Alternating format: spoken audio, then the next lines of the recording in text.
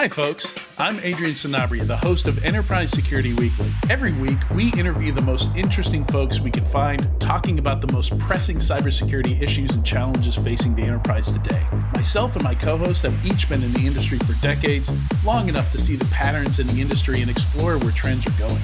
In addition to enterprise challenges, we also follow the vendor space, the most interesting security startups emerging, technology and product trends, all of the most interesting funding and acquisition announcements. Finally, we love to discuss the latest trends in tech and how they'll impact cybersecurity. If you're wondering how the latest in AI, quantum computing, cloud, and DevOps is going to impact security a few years down the road, you should follow the Enterprise Security Weekly podcast.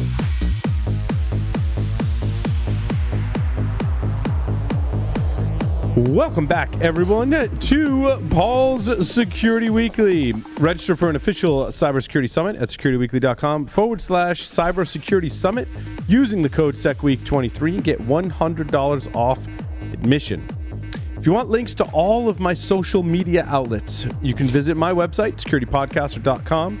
I make, daily posts to Twitter, Instagram, Mastodon, LinkedIn, and Facebook, featuring funny tech memes, clips from this show, and the Below the Surface show, as well as other informative and entertaining posts. And some of them are even good.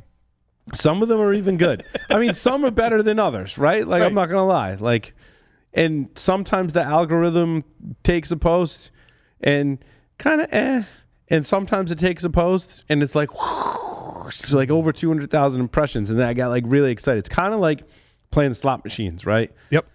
Pulling the arm, and sometimes you win big, and sometimes you don't. But I appreciate everyone's help. If you have your favorite social media outlet, if you would follow me, and then hopefully you're entertained. Same. I mean, I have not been doing the daily posts. I was doing it for a little bit, and then, some rounds of vacations and other stuff happened. So I am gonna get back to it. So. Yeah, I hit a little bit of a lull because a little inside scoop, right? A little inside baseball. Yeah, inside baseball. Like some of them, like Twitter and others, like more posts per day, and some of them, like Facebook and LinkedIn, don't like as many posts per day. I'm trying to find the right balance between those. I'm also trying to tweak the content a little bit for each outlet, that's the most time consuming part.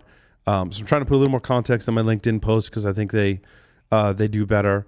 But yeah, I like sharing what's out there. I am still working on Flipper Zero stuff. It's taking some time, but I've got content that I'm working on the Flipper Zero. Larry and I were talking about some of the stuff that I've been working on, and he's been working on related to the Flipper, trying to understand that platform and some of its limitations. Basically, a lot of it like makes you just want to go out and get a Proxmark and a hack RF, and it's the gateway drug. Yes, it's totally the gateway drug. But on the flip side of that, see what I did there? It's a good thing for those getting into the field, right? Yep, a little more accessible, but also for more seasoned pros that are familiar with all of the more serious RF hacking stuff. Yep. It's also something we can take with us wherever we go. Yeah, that's what I like about it. This fits in your pocket, and like it'll catch some low-hanging fruit and fun little toy to, what's that saying? A bored hacker is a dangerous hacker. Well, it'll take away some of your boredom and maybe be a little dangerous at the same time. Yeah, use it responsibly. Certainly, I think anytime we talk about the Flipper, use it responsibly. Any hacking tool, certainly. But also, one question that I had, and I'll pose to the audience and the host here on the podcast is, I don't have it. Speaking of hosts, do we have anybody else? Yeah, Lee Neely is here with us, and I want your opinion on this as well, Lee. So, if you've got the infrared hacking, so I've got an add-on board that adds the LED, higher power LED. What do you call them? Are they diodes, crystals? What would you call them? It's an LED. It's an LED that emits light. Yeah. Yep. So it's got LED. seven of those. Yep. So it's technically a diode because that's diode. D. Okay, that's what I was calling them. I wanted to make sure that was the right term. But it casts a wider band and also an amplify better signal. So some of those will be wider in their aperture, and some of them will be narrower but more distance. Yes. And so with that, if you could control infrared devices as part of a pen test, let's say, how would you use that? I posed that question. I didn't get a lot of responses on social media yet. My initial thought is in a physical assessment, it could be a distraction. If, let's say you need the security guard to get up for a moment and distract them, and there's a wall of TVs, 10, 15 feet away from the security guard, if you were to turn off all those TVs, maybe that would get someone's attention and provide a distraction, right? So I'm curious to see what everyone else thinks about. Like, is there a practical usage for the infrared? Some of them, depending on the cameras that are in use, if they are night vision, you could potentially provide enough. You just put it near your face, and now you have this glowing thing near your face, and they wouldn't be able to observe that it's you. I'm kind of hard pressed to think about some of the things that you could actually control via IR. TVs are a big one. There might be some thermostats. Remember when there were IR keyboards? Yep, IR that was keyboards. a long time ago. Remember when the Macs used to come with remotes? Yeah, those remotes were also IR. Right. Yeah, chances you'll find those things around, though. Not so much. I'm trying to make some of the stuff more practical so that we're not just, like some people suggested, go into Best Buy and just turn off all the TVs. Like, okay, I get that, right? Go to Vegas and turn off. Wait. Okay, I get that. But we're doing that with TV Be Gone, and that, like, okay, so you can do that, like, and you've done that. Josh like, now what? Sorry, go ahead, Josh. Can you set, is there anything like a Roku or an Apple TV or anything that still uses IR? And my question is, if you could set them to receive files like an AirDrop type thing or whatever. And, if you can cast files or check what is cast to see effectively, if you can put the Roku, I'm just going to call it a Roku for ease of use. If you can put the Roku under your control, can you see what files have been cast to it? Can you see what devices have touched? Infrared, maybe? Well, no, well, infrared is a remote control. If there are any of these devices that still use infrared for remote, I don't know. I mean, my Apple TVs use Wi-Fi, or they don't use Wi-Fi. Sorry, but they 2.4. They use a radio frequency. Yes, yeah. Thank you. Yes, I couldn't think. So my rhetorical question is, why would you bother with any of this since you know that Active Directory isn't locked? Good question. Maybe it's your gateway to Active Directory. Yeah, it's a physical access. Maybe. Jeff, not Point well taken. Well, anyway. I don't believe in physical access penetration testing, so I'll shut up now. All right, maybe that's a debate for another time. But we have a whole topic segment on that, a whole 2 months dedicated to social engineering and physical testing, Jeff. So make sure you're here for that. Oh boy. My story number 2. Oh, before we get there. Oh, we didn't talk about the passing of Kevin Mitnick. Yeah. I was going to say we should start with that because we learned about it just as we were dropping. Yeah, the show ended and then we learned about it, so we didn't talk about it last week. And I have seen so many posts from the community, and everyone did a wonderful job. Finding their pictures that they had with Kevin, and talking about how they knew Kevin, their experiences with Kevin, which I think is appropriate. When someone passes, and I do feel really bad, and I miss Kevin. I like Kevin. I always thought he was always good to me, as I said. Even despite those early days with put Kevin back stickers on him. I told that story. I put it out there on my social media that one time at ShmooCon, Larry and I in cohorts were drinking at like an 06 or 07 ShmooCon. And there was definitely alcohol involved. And someone had these stickers that said, "Put Kevin back." Yep. And I put one on the back of my hat. And then I was in a talk that was doing trivia, and Kevin Mitnick was sitting in front of me. And I answered one of the trivia questions, and they said, "Come up and claim your prize." And I walked in front of Kevin, and he obviously saw the sticker. And years later, when Kevin and I interacted, I was like, "Kevin, I'm really, really sorry," and we just had a good laugh about it, right? Because he had a good sense of humor. And I remember, and someone also said in the comments that Kevin thought those were just funny, like he had a good sense of humor. And I remember someone putting one on his back while he was sitting at dinner, because we were sitting like right next to him, and someone put him on his back, and like someone said something to him like an hour later, and he took it off, and he's just like, "Yeah, okay, whatever, fun." Right. Yeah, he was. Well, I mean, he was very appreciative of the hacker community for sure. Now, there's no such thing as bad publicity, right? Right.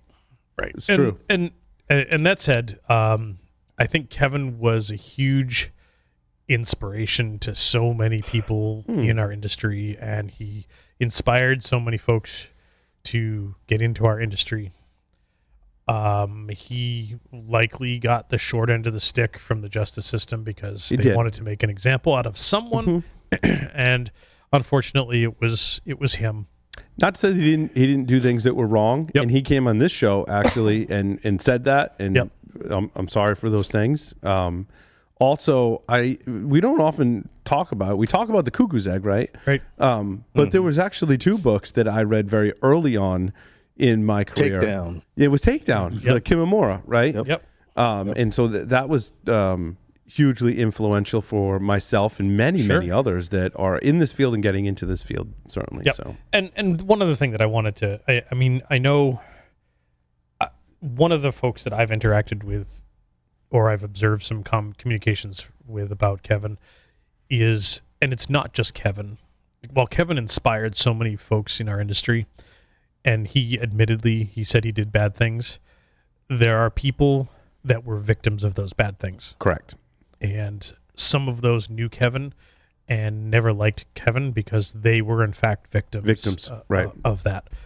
That said, those people also said that, you don't wish passing on anyone regardless if you'd been a victim, and certainly not in the ways that happened to Kevin. No. I mean, it was pancreatic cancer, which is very fast-moving and extremely deadly, and just it's an awful thing. Well, it's fast-moving only in the context of it is detected usually when it's already stage 4. And Larry, I appreciate you. I've been very conflicted over the last week because I've been very vocal about not liking Kevin Mitnick, but I never met him. And now I never have the opportunity to meet him. But, I was working for the DOD at the time when Kevin was doing his things that got him in trouble. And, so I was coming more from the perspective of being, on the side of good, doing the things the right way type of stuff. And I'm very conflicted because having not ever met him, and so I don't know him personally, didn't know him personally, and I've seen all the testimonials and people, the remembrances and things like that, and but I don't want to discount that, and I believe in redemption, and I believe people should get a second chance and all that. But what I'm still stuck on is the idea of somebody that did something illegal, bad. He wasn't the only one. He just happened to get caught. He was a scapegoat. He was made an example of. I can see all that, but there's been others that that have gone on and made their fame and fortune riding on the fact that they did something illegal. I still haven't resolved that in my head. I want to.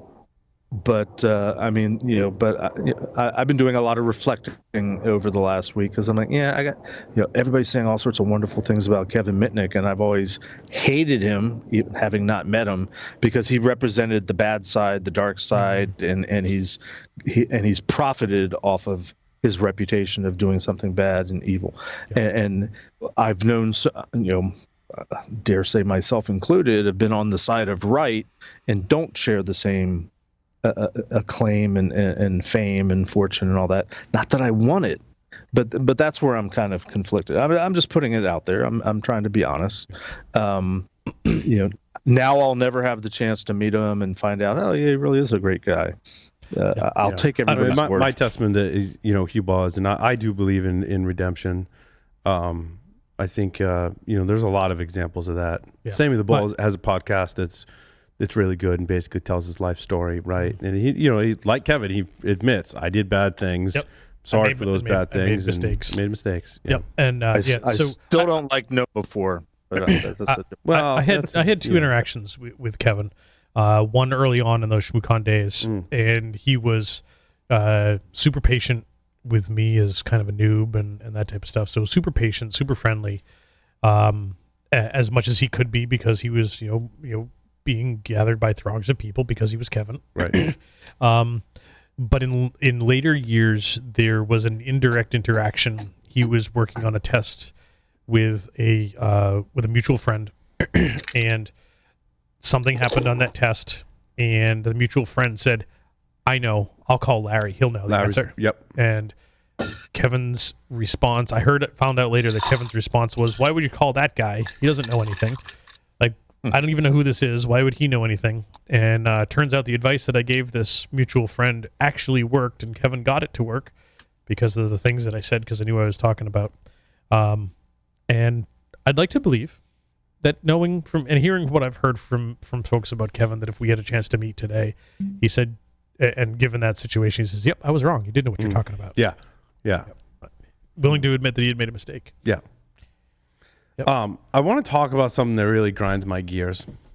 Larry may disagree. Yep. I don't know. But and that's okay. And, yeah. And I know I exactly know where you're going with this. So my story number 2 is titled "Peloton Bugs Expose Enterprise Networks to IoT Attacks." Now, who the fuck puts a Peloton in their office, in their enterprise office? Now, right. I don't want to discount what the researchers discovered, because what I read briefly about the research is that these are Android devices. Yep. They suffer from vulnerabilities, and again, on the surface, it seemed like the team did a great job, right? Like, they got accepted at Black Hat, I believe, and are going to be talking about it and all that stuff.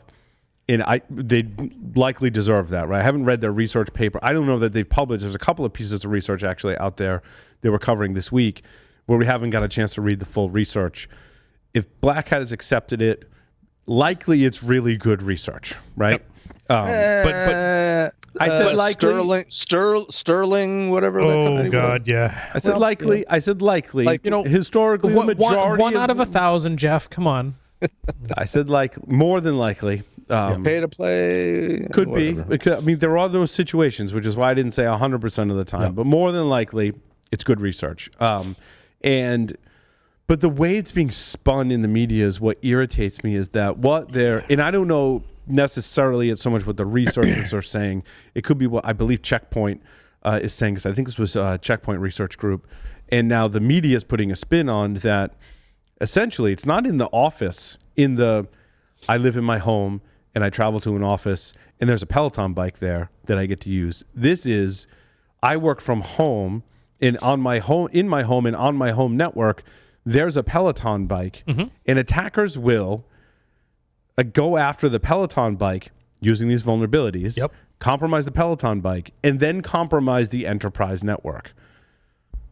I think that's a little, I mean, I'm not discounting that as an attack. Remember the JavaScript shim? When you go to a Starbucks or a little cafe, and they'd shim your JavaScript rather, and they'd shim something in your browser, and all of a sudden, when you get back to the office, guess what? You've just opened. I mean, this is a similar sort of. I'm not saying it's the same thing, but it's a similar sort of concept. So, yeah, could be, but again, it's not a new concept. I mean, 20 years ago, I had a client that they had an incident because one of their managers, employees had a laptop that he took home, and he would plug into the home Wi-Fi, and that was back in the days where split tunneling was a big deal, VPNs and all that kind of stuff. But the mere fact that he was on a home network with his laptop and he wasn't VPN'd in, but he picked up we didn't call it malware back in those days. He picked up a Trojan, he picked up a virus, and then he walked the laptop into his office and plugged in and got on the corporate network and infected the network. Bring in your certified pre-owned device. It's not a new concept that, working at home, attaching to home networks or boutiques or Starbucks or whatever is that a vulnerability, a threat, or a risk? Yeah, potentially all the above. But so I want to separate the devices on your home network from the device that gives you internet access in your home, because I think the threat models are certainly different. Yeah. And so I put a lot more weight on vulnerabilities that are targeting the gateway device, for use an all-encompassing term, because my traffic is going through that device to get to where I'm going to the enterprise. And we've seen numerous attacks that are attacking these devices and could absolutely manipulate, get to the goal of compromising the enterprise network much more cleanly and quickly than if I were to compromise a device on someone's home network. I want to also point out, everyone has a lot of devices on their home network. That mileage varies, but you have a lot of devices on your home network that could do the same thing in this Peloton thing. It could be whatever is attached to your home network could be compromised as an attacker. Then you got to make the leap to that person's laptop or device and then figure out a way to get into the enterprise network from there. Certainly possible, but not often the path of least resistance. No, now, definitely also talk about Android. If I want to target a user and I want to target an Android device, maybe I'll try and target their phone, because that's, there's a lot more Android phones than there are Peloton devices out there. Well, don't the forget we got just an Android-powered TVs. And but I think one of the differences is, and I don't know, but iPhones, I'm not sure where the market share would fall on people that work for an enterprise and have a phone, if it's Android or it's iOS or it's an Apple phone, right? And I don't want to. There's a big there's studies out there that show like which ones are more vulnerable than others. Certainly, there's a lot of older Android devices out there. A lot of these appliances or IoT devices that run Android may not have the same security controls as a phone. Correct. Certainly, I can guarantee they don't. But certainly, if you've got a really crappy Android device, maybe.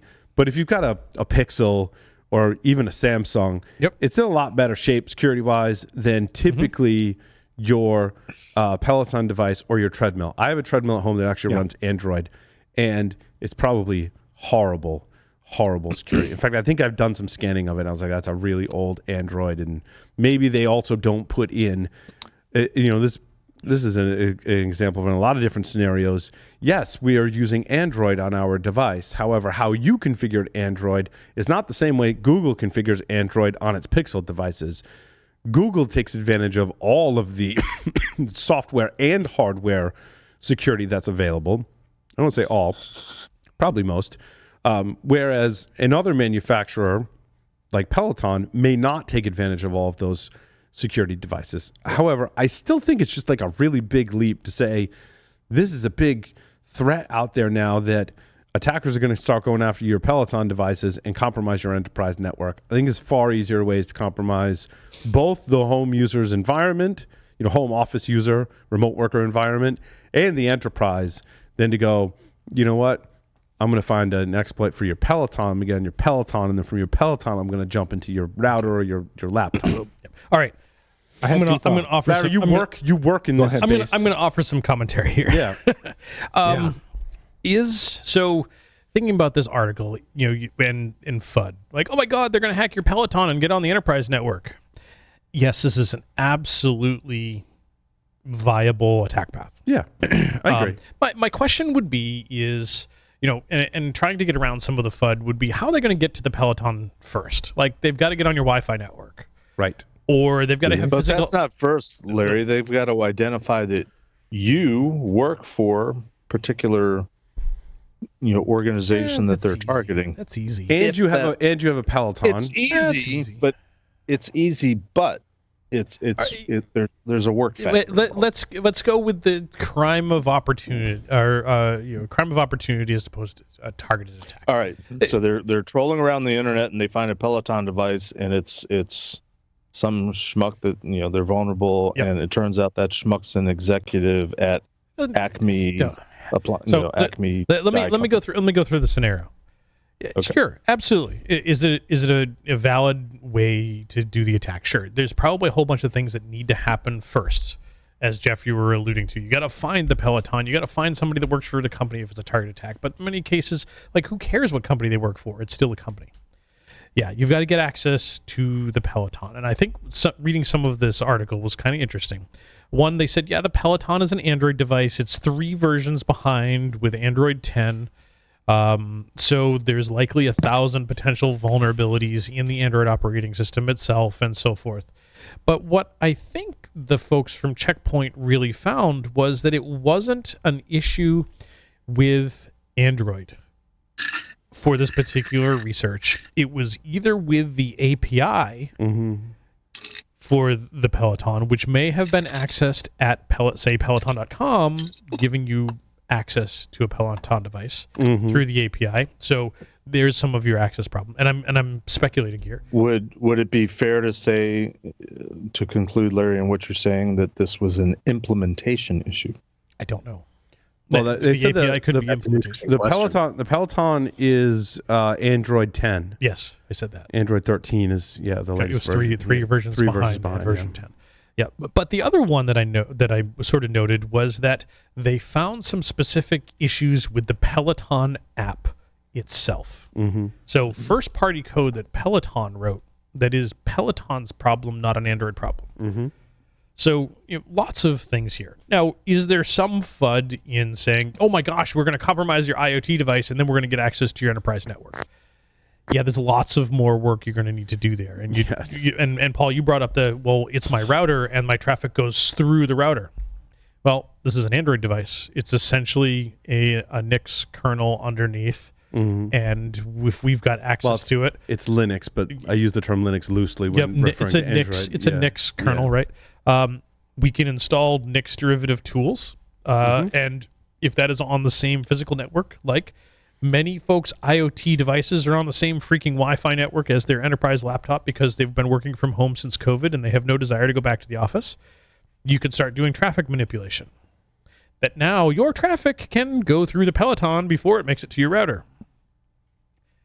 Sure, you now have other issues with encrypted higher layer protocols and VPNs and HTTPS, and are all the apps going to be using that stuff? I really hope so, and it's probably going to be most of them. But now you're also on the same network as that other device, and maybe there are opportunities for you to interact with that device directly on the same LAN. Again, in a good, secured device from an enterprise, probably not so much. I have two questions for you, Larry. Yeah. My first question is, as an attacker, pen tester, how often are you, or how often does the industry, good guys or bad guys, attack over the cellular networks versus the internet? That's a great question. And I'm really, honestly, this isn't a setup. I'm really just curious. Yeah, no,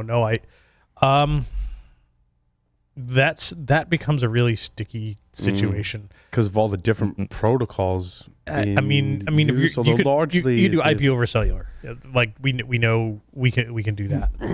That is a huge question, right? I would assume that most people that own Pelotons just have it attached to their home network, but if it's an Android, potentially it's just connecting over cellular. Right? Likely does not. No, likely does not. But likely doesn't. Yep. But it could. And as we're talking about other devices, Android versus Apple. Let's put it this way. If it is cellular, it is a device put out there on one of the cellular networks, and it is potentially directly connected to those networks and is left to the security of what those providers allow into their networks from outside. I mean, it's whatever Verizon Wireless allows into the Verizon Wireless IP space. Usually it's not. Usually it's Wi-Fi, and you interact with the. But Jeff asked a question about cellular. So whatever Verizon allows into their IP space for their Verizon network, and whatever protections are on the device itself, like a local firewall, and how often as a pen tester? Probably never, because it tends to be out of scope. It is likely that many of the devices that we would encounter in that are going to be personally owned, which are off the table. Gotcha. But attackers don't have those same rules, or our adversaries don't have those same rules. They don't have that statement of work. They aren't bound by ethics and laws. They don't, but the old aphorism. Hackers, bad guys, or I shouldn't say hackers. Adversaries. I'm correcting myself. Adversaries. They're always going to follow the path of least resistance, because why wouldn't you? They're likely not ever going to need to go that far as to go after the cellular networks because there's too many rich targets in the internet and environment. And the cellular one becomes a whole other animal unto itself. So my second question. Oh, sorry, Lee. Sorry. Go ahead. Let me ask my second question, Lee, and then I will yield the floor. Okay, so all this exists. We're talking about whether it's hype or not, but it's technically feasible, probably real to some degree, maybe overhyped. But as an enterprise, what can you do about it? That's a great question. I would argue the only things that you can do about it are be able to appropriately secure those devices that are within your control, such as those enterprise assets that are at the locations, like at the gym or at Starbucks or in your employees' home when they're working from home. The only part, arguably, that you can control is that device. Or you start providing separate internet connections, which you control, to your employees. Unlikely expensive. So you control the device that you can, your enterprise asset, with appropriate configuration, lack of split tunnel VPNs. You want access to regular resources, it's got to be on a VPN. All of the endpoint protection things that you can do. Identity and access management too. Yep. I think it's the first thing my brain goes to is, you have to authenticate, use multi-factor, and you have to have a system that identifies which devices your employees are logging in from, and doing some assessment of those devices, even if that's just, hey, an employee has never logged in from this device before, therefore they have to provide all the bells and whistles to authenticate, but also maybe they don't have access to the things that they normally do from a more trusted device, such as the company issued laptop. Yep. Yeah. All right, Lee. You mean step up authentication, step up and reduce authorization depending on dynamic factors? Oh my God! Lee, you sound a lot like Josh. I think that's beyond, Google's like beyond identity. That whole thing. Yeah. So Lee. So I was going to say a couple things. I did a little bit of looking up. The Pelotons are only connected via 802.11 or wired internet. So the cellular option isn't there at this time. But what strikes me, with the Peloton, isn't there, or it isn't? Doesn't exist from. It's not available. But the cellular modem's not there in a way that can be used on the Peloton. Yeah, or it's just probably not in the hardware at all. Correct. I'm having visions of a friend of mine who's saying, so now not only have I got an exercise bike where I pay somebody to yell at me, but I also have it attacking my enterprise while it's at it. And that's a hard pass. But what I actually started thinking about when we started talking about these was not necessarily, just for arguments, say Android 10 is secure enough today, but how long do we keep I think we replace our smartphones way faster than we're going to replace our exercise bike or any of that stuff. So, it's going to be around in 10 years, and it'll still be Android 10 and we'll be on Android 20. Talk about a difference in security profiles. Unless they provide updates, which varies. This is true. It varies per provider. Well, and I think there's going to be limits just because the hardware itself won't be able to run a newer OS. At some point, you can't put the newer OS on. Right. Lee, this is the same thing that happens for every IoT, every device it is. that is not a computer. That's actually where I was heading with it. Yeah, well, you're absolutely right. We keep our thermostats longer than we keep our phones. We keep our exercise bikes longer than we keep our phones. We keep our cars longer than we keep our phones. You name it, we keep it longer than we keep our phones. So, and I'm sure that our resident firmwareans, Larry and Paul, could tell us how bad it is and how bad it's getting. But I'm just going to make it simple. It's fucking horrible. Yep. Okay. Yeah. You're being nice, Josh. Stop mincing words there, buddy. Yeah, you're being nice. You're being nice about the state of what exists in the market and what people have. But the new stuff, I think, is getting better. But again, it's still not great. So but Larry, you and Paul started down another path. Is when you're in the enterprise, isolating like we do our other IoT stuff. I think that's the path. We're segmenting or restricting what these things can talk to and monitoring them. And yeah, if there's an authentication component, we're definitely layering that in there. Yep. But and then for the home user, I have become cynical and think that the odds are very close to zero that they're going to do any of those things. Nope. Yeah. Most average consumers that put IoT devices on their home are just going to connect it to whatever Wi-Fi they've got in their home. And segregation, guest network, IoT network, never heard of it. Never heard of it. I think, but largely to this point, people have been okay doing that. Yep.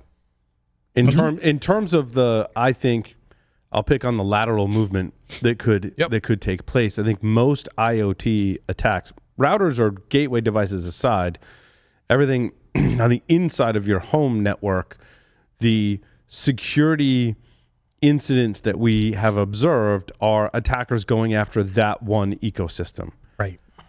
Right. It's going after your sprinkler system directly, your lights. We've traditionally not seen a lot of lateral movement from IoT. And again, just because we haven't seen it doesn't mean it hasn't happened. Right. I'm sure it has, but but it's happening more and more in the enterprise. Yep. Carlos actually talked about that, and I actually have a story about that in the Cisco IP phones that have two what I would call medium severity vulnerabilities. I think they're on a CVSS score 6.1. It's how they got scored. One was cross-site scripting, and one was something else that I looked at and I was like, it's not the end of the world. Yeah. Cisco said they're not going to fix them, which is interesting. Okay. Because this product is end of life. Okay. So it kind of gets back to we've got an end of life IoT device that they're not going to fix shit on. Yep. But this is a phone. Going back to Josh's point, this physical phone is probably going to be around far longer than your cell phone or maybe even an IoT device. It's an IoT device. It's a VoIP phone. Before we get too far off on news stories, which is appropriate, we move on. I do have one more question. I kind of wanted to ask this in the previous episode with Sean, and I didn't see the place to break in, but I'm curious to your guys' opinion.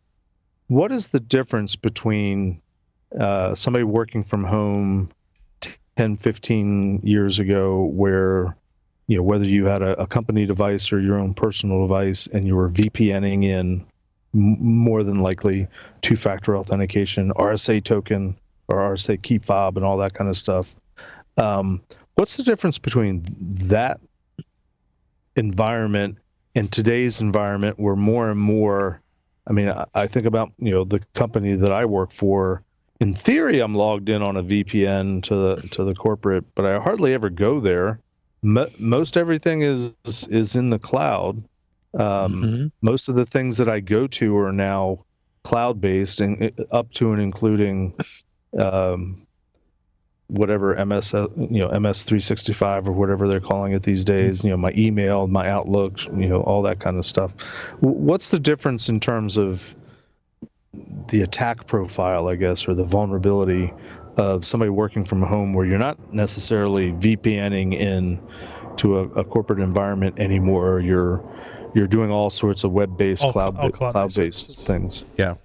Yep. I think one of the bigger ones, you come down to your authentication authorization with multi-factor and all that good stuff. This is the SD-WAN. The solution is the SD-WAN. Yep. Software-defined wired area network. And coupling that with identity and access management, which essentially, Jeff, creates that same kind of VPN environment. And I think that just the difference is, rather than on-premise resources that you're granting access to and controlling, those resources are in the cloud and largely defined by software in the cloud, which is a big difference. And those operators of much of that cloud software as a service type stuff are...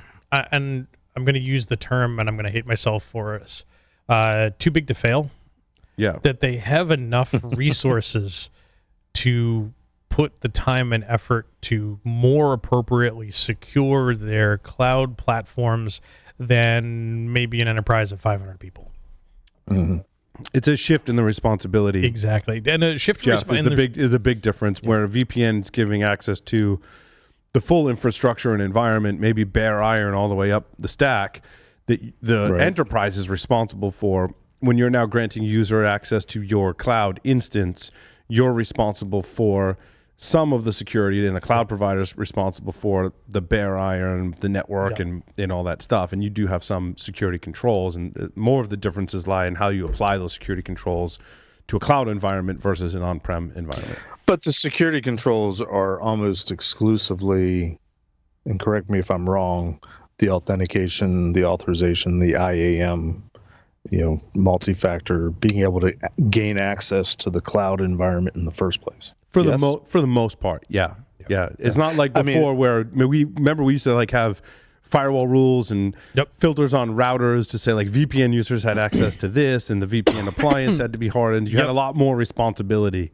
As an enterprise. I mean, I've been working from home, in various permutations for 24, 25 years, and one of my previous employers, and I'll leave the name out, but VPN access. I had a company-owned laptop, had to VPN in order to gain access to shared drives, data, email, and all that kind of stuff.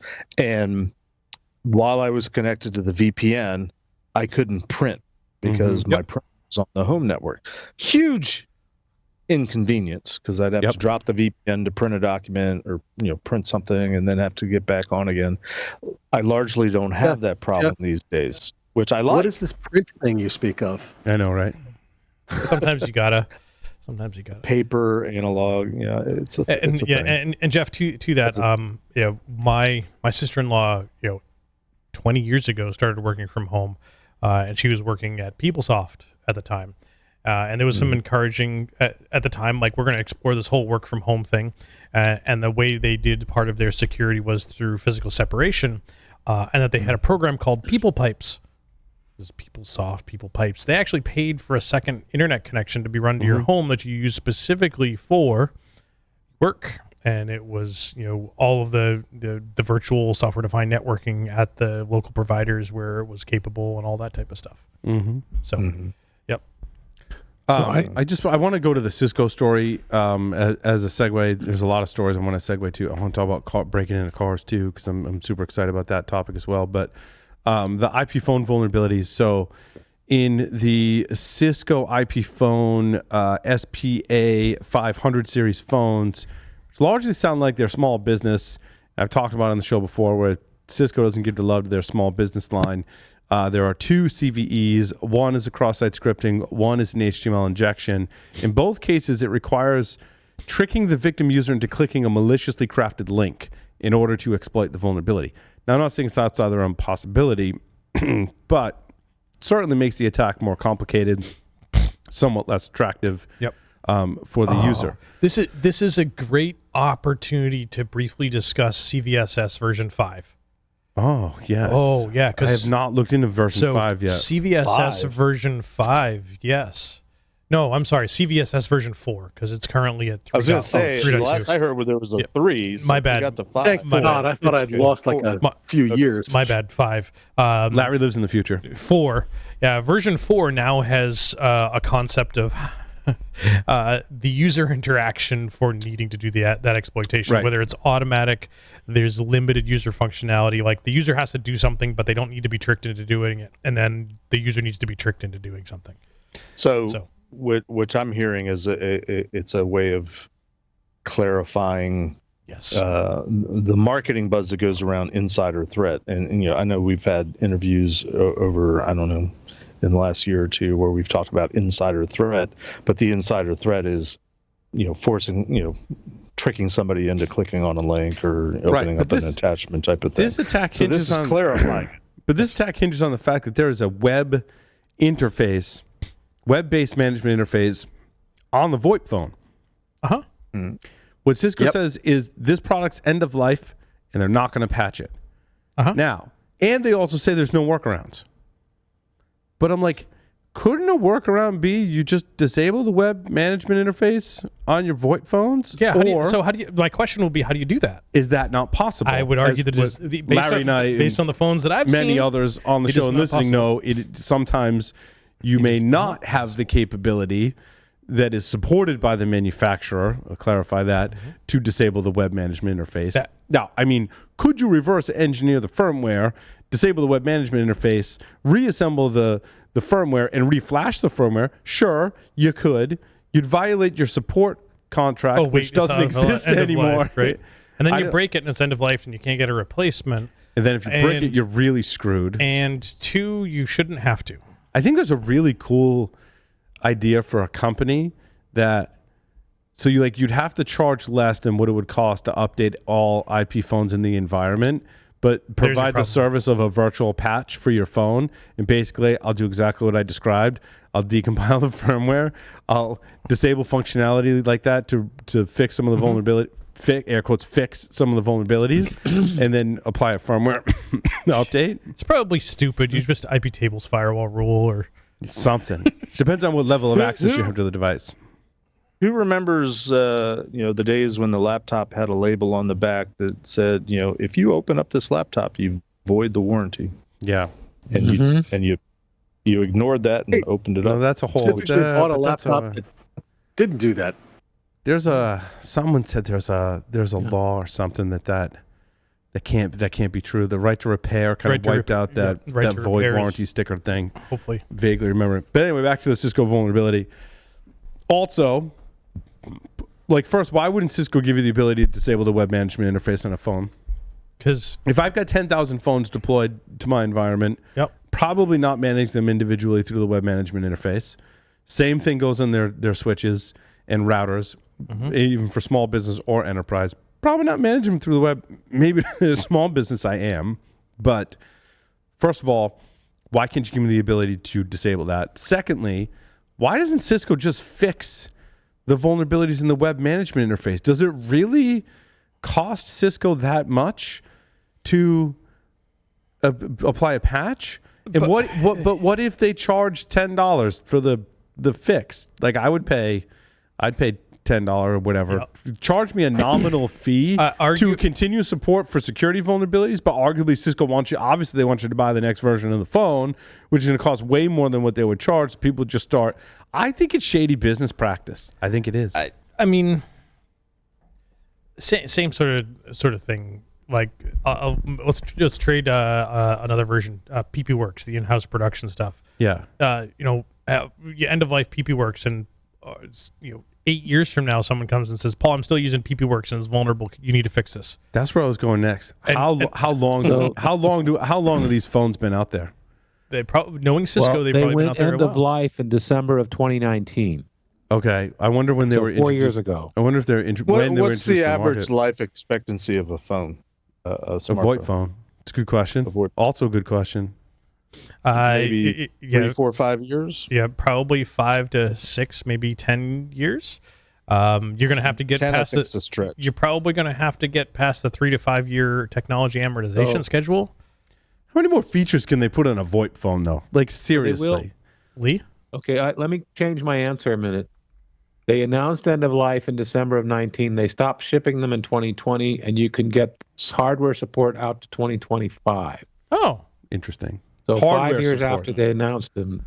Hardware support, meaning if something dies in the hardware, I can get a replacement, perhaps. Yeah, which they will then ship with vulnerable firmware. Right, or ship me a new version of the phone. So but they do also say the end of vulnerability security support is back in 2020. They said, we already said in 2020, we're not going to give you any more security updates. Whether or not we wanted them to, but they at least said that 3 years ago that we're done here. That's just weird. I mean, Microsoft runs into the same thing. How long are they going to offer security patches for Windows 7 for? Mm-hmm. Yeah. And of course, the other question sure we're past that. Exactly. Yeah. The other question I can answer is, okay, so there's a replacement device. Is it feature for feature, or there's something the old ones have that the new ones don't have? Yeah, how many more features can you have in your VoIP phone to justify? They don't produce security updates, so I got to update, but there's really no need for me to update because it's a phone. Someone needs to call me and I need to pick it up and I need to talk to them. How many more features do you need on there? Come on now, Paul. Don't be naive. Who uses a phone as a phone? anymore. Well, but probably physical VoIP phones, I would venture to guess, are for call centers. Don't put that thing near your head. You don't know where it's been. Yeah. Josh has got a comment in here. I do. It's fascinating that this is a mindset thing. And I talked about this 20 years ago. Literally, God, I'm old. Fuck. But the mindset between physical and digital or logical back then security was before even cyber was around, except for a different definition, which we won't talk about because Larry gets excited. But the difference was just mindset. You put an application in place, you're going to test it on a regular basis. One lives in hope. Okay, especially if you follow that magic scenario known as PCI, right? But if you put a lock in a door, like a new lock in a door to an office or to an office building or whatever, that lock's there 20 years later. Nobody's tested it. It's a lock. When are you going to replace it? When the door falls off. Yeah. Okay. That's it. When the lock stops functioning. Similar, right. And it's a similar mindset to IoT, a bit of OT and IT. And it's this whole firmware thing is literally, I can chalk just about every topic we've talked about for the past 10 minutes up to mindset. Right. It's interesting. I have to defend PCI for a minute, Josh, since you brought it up. But PCI doesn't have an opinion explicitly on end of life, end of support. It's an implicit requirement that says install critical security patches within 30 days of release. And the argument has always been, the logical flow is if they're not releasing security patches, you can't patch your device. And so how can you keep a device up to date and keep it secure if they're no longer releasing patches? And this was an issue back in the early 2000s when, before 7, there was XP. And many point of sale systems, which is to the layperson is the cash register, were running on XP, and XP was going end of life and end of service. I had clients that paid quite an expensive extended service contract to Microsoft to continue to get support for end of life, end of service Microsoft XP systems. Because pragmatically, if you're a national retail chain and all of your cash registers at your thousands of retail locations all over the country, perhaps internationally, need to be replaced. If you want to do that, and if you want to do it right, it still takes 18, 24, 36 months to just logistically to do all that. I mean, so I had, I remember with XP when they went, I don't know what year they went out end of service, but I had a client that was in the first year, they paid an extra $500,000 for extended support for XP. The second year it was $1 million. The third year it was $2 million. And it wasn't even guaranteed to get patches and updates. It was, if you experience an issue and you give us a call, we'll respond to it and we'll work on it. So it was kludgy to begin with. Mm-hmm. But how much would it have cost to replace 20,000 cash registers all across the world? Easily multi-millions of dollars. Well, yeah, there was a cost consideration, and there was just the logistics of how do you do that and get to all the locations. It was also at the same time where the technology in terms of payment systems, point of sale systems, they were starting to offer tokenization. They were starting to offer point-to-point encryption. And quite literally, I had clients who were like, well, should I go A, B, or C? And if I want to do C, which promises the best security and compliance relief, but it's not there yet, what do I do in the meantime? It was an interesting little dance back, in the late aughts, early teens of 2000. I just wanted to transition to stealing cars. And the reason I want to transition, because I went down, we all go down rabbit holes, right? Mm-hmm. In our research, or we just get enamored with something. And we've covered this in the past and talked about it. And what I like about some of the podcasts out there today is they take a topic like the Kia boys. If you don't know what those are, I'm going to explain it. And they dig deep on it for an hour, right? We covered the Kia Hyundai stuff, in a 5-10 minute thing. And then there maybe was an update like, a month or a year later, we covered like, hey, car thefts are up. And they're there was that thing when they start the car with the USB. Yep. And it's just because it's the form factor, not because of any USB technology. Right. So I listened. There's a great podcast. I think the two gentlemen that do it are out of Canada, and it's called Hacked. Search for Hacked Podcast. They did an hour-long episode on the Kia boys. And they really dug into it because I learned a bunch of things from it. So here's the gist of this hour-long, which you should go listen to because I thought it was really good. The gist is there was a point in time at Hyundai where someone realized and made the decision that by not including an immobilizer in the vehicle, they could save money. Okay? Very important to the story. And the immobilizer is essentially wireless communications, which I'm assuming vary, inside of a key fob or a key that communicate with the car, that if they don't do the proper handshake, car won't start. That's a pretty good high level, very high level. So immobilizer. Early on, GM vehicles, their immobilizer was actually built into the key. It would be like a little pill in the key, and it had electrical connection, and it was a resistor. And if the resistor value didn't match what the car expected, and there was like, I don't know, 100 different resistor values, your car wouldn't start. Yeah.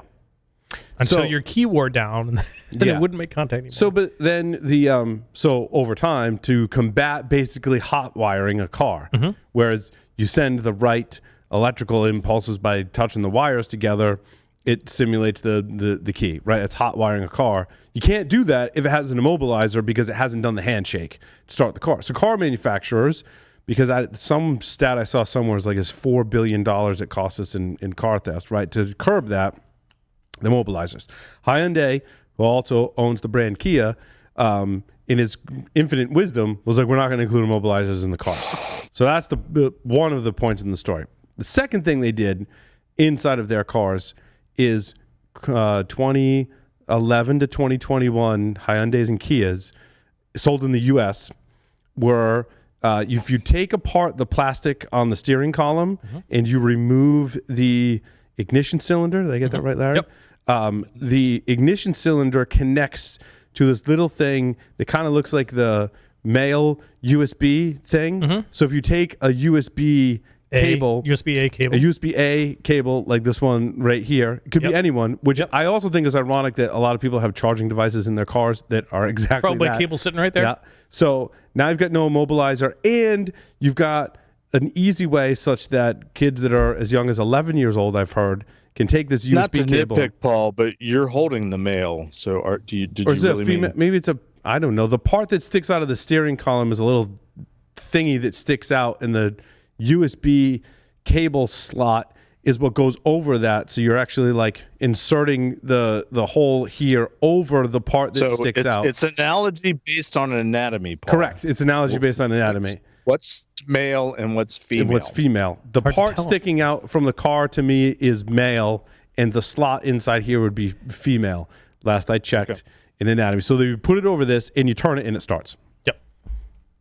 Now, what... And the barrier to that was that the fact that cylinder was there that needed a key to turn it to turn this thing on the back of your lock. And well, if you remove that part that requires a key to turn that part, and it's just got a standard size hole to be turned, or a standard size tab to be turned. A tab, yes, it was a tab to be turned. Now, someone has to gain access to the vehicle, right? So, like, if you've locked your doors, they have to bypass that. What a lot of it's called a brick. Yeah, exactly. So what a lot of them don't go into is how that happens. I guess if you so I guess I should back up. This is why it took them an hour, because there's a lot to it, right? So missing immobilizer, easy way to basically start the car, led to someone figured this out and posted a bunch of videos to TikTok. Those TikTok videos went viral and started this movement, I'll call it, of younger folks from 11 to like 18 years old, roughly, in major cities. Milwaukee was a hotbed for it. Yep, totally. That were stealing cars, and Hyundais taking and them Kias. for a victory lap. That's what they call it, a victory lap. But in a lot of cases, a joyride. But in a lot of cases, a very dangerous. Do you know where they were driving in Milwaukee? Because I know Milwaukee. I'm not sure exactly where. There's another video. They were taking them out to Sauk City and leaving them, and then going to the International Mustard Museum. And so, if you did this, you were deemed a Kia boy. And then there was people that made music about Kia boys, and then people would put other TikToks of them riding in a Kia, calling themselves Kia boys. So, like, all you had to do. So it wasn't an exclusive club or a membership or a Discord server. It was a Kia rite boys. of passage. It was exactly. It was if I stole a car and I made a video of it and I drove it around, I'm a Kia boy, right? That's all it was. Now, obviously, this is very dangerous because you have underage kids driving erratically in a stolen vehicle. 8 people died. There's actually some really tragic stories of there was like 5 people in the car and 4 died on the highway because it flipped over, which is just awful. All because Hyundai, in its infinite wisdom, basically made these 2 mistakes in it. And there's also a YouTube video, Jeff, I'm not sure where they were in Milwaukee. There's a famous YouTube video from a YouTuber that interviewed some of the Kia boys. And in the background while he's interviewing them, someone's speeding past in a red Kia that they just stole and like slamming into stuff. And that person ended up getting arrested as a result of this video. It has like millions of views on YouTube. And I watched it as part of my research into the story. I was just enamored with this whole thing. You want to be a Kia boy, don't you? So I really want to get someone's permission because the other video I watched, they reenact the whole thing. They explain all the details. And they actually blur out portions of the video and bleep out portions of the video. He actually hot wires it to start it. As an example, it has a Kia, which you can just turn the thing, but he actually hot wires it, and they kind of blur out how he did that, but they blur out exactly how he did it. But even watching the blurred out thing, any of us could figure it out, man. Like, it does not look complicated. It's not rocket science. It's not rocket science. You could figure it out. Figuring out without damaging the car might be a little trickier, and this was like his friend's Kia that had permission to use for the video. So that was another good video that I watched on it as well. 12 volts to the distributor, 12 volts to the starter, get your Lone Wolf 3000, and he did it with just wire to the harness. So he disconnected the starter from the harness, and the harness was exposed, and he just jumpered, much like we would jumper pins on a power supply for a PC to see if the power supply starts up. Yep. That looks like that's exactly what they did to start the car. Like, I was like, oh, that's all hot wiring is. Like, I've done that on PC power supplies since the dawn of time. That's awesome. In the old days, when a car was direct electrical, not nearly as many chips, that's all it was. You were bypass the key switch was a direct electrical connection to turn the battery on and power everything, and then when you hit that extra little bit, that's what directed power to the starter. Yep. Mm-hmm. Right. So you literally just had to touch 2 wires together, is what you're saying? Yep. That's it. Gotcha. Well, you touched three wires. Yep, because you needed 3 wires to get the starter going, and then you pulled 1 wire off to let the starter off once the car starts. Yep. So you just needed to provide 12 volts to the center of the distributor, the part that spins spins around your rotor, to send electrical signals to your coil to fire your spark plugs in a specific order. So that needs 12 volts in. That's one of the wires you put to 12 volts positive. The other one is the starter wire. Then you go, and that makes the starter spin, starts the engine, keeps that thing going, and then you can pull that wire off. So you guys are going to somehow related, and yet totally off in left field. But I remember when I was a kid, my grandfather, I want to say he had a Pontiac Valiant or something like that. It was probably a car that was made in the 60s or early 70s, but I always thought it was really interesting because when you turn the key and start the car and be driving, while you were driving, you could literally pull the key out of the ignition and nothing would happen. Right. I think it has something to do with what we're talking about. Yeah, and so you guys are going to love my... Remember, this is a mechanical lock.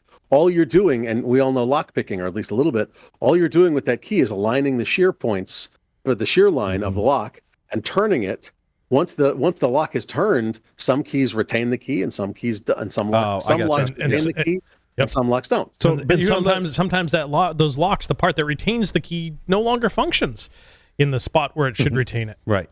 You guys are going to love my story number 12 because it's basically all of it. This was a great... We better find something that Lee can comment on. He looks like he's falling asleep over there. I prompted you guys to give the background to understand our story number 12. So, like, based on all of what we've just talked about, brings us to story number 12, which is a surprisingly simple way to foil car thieves.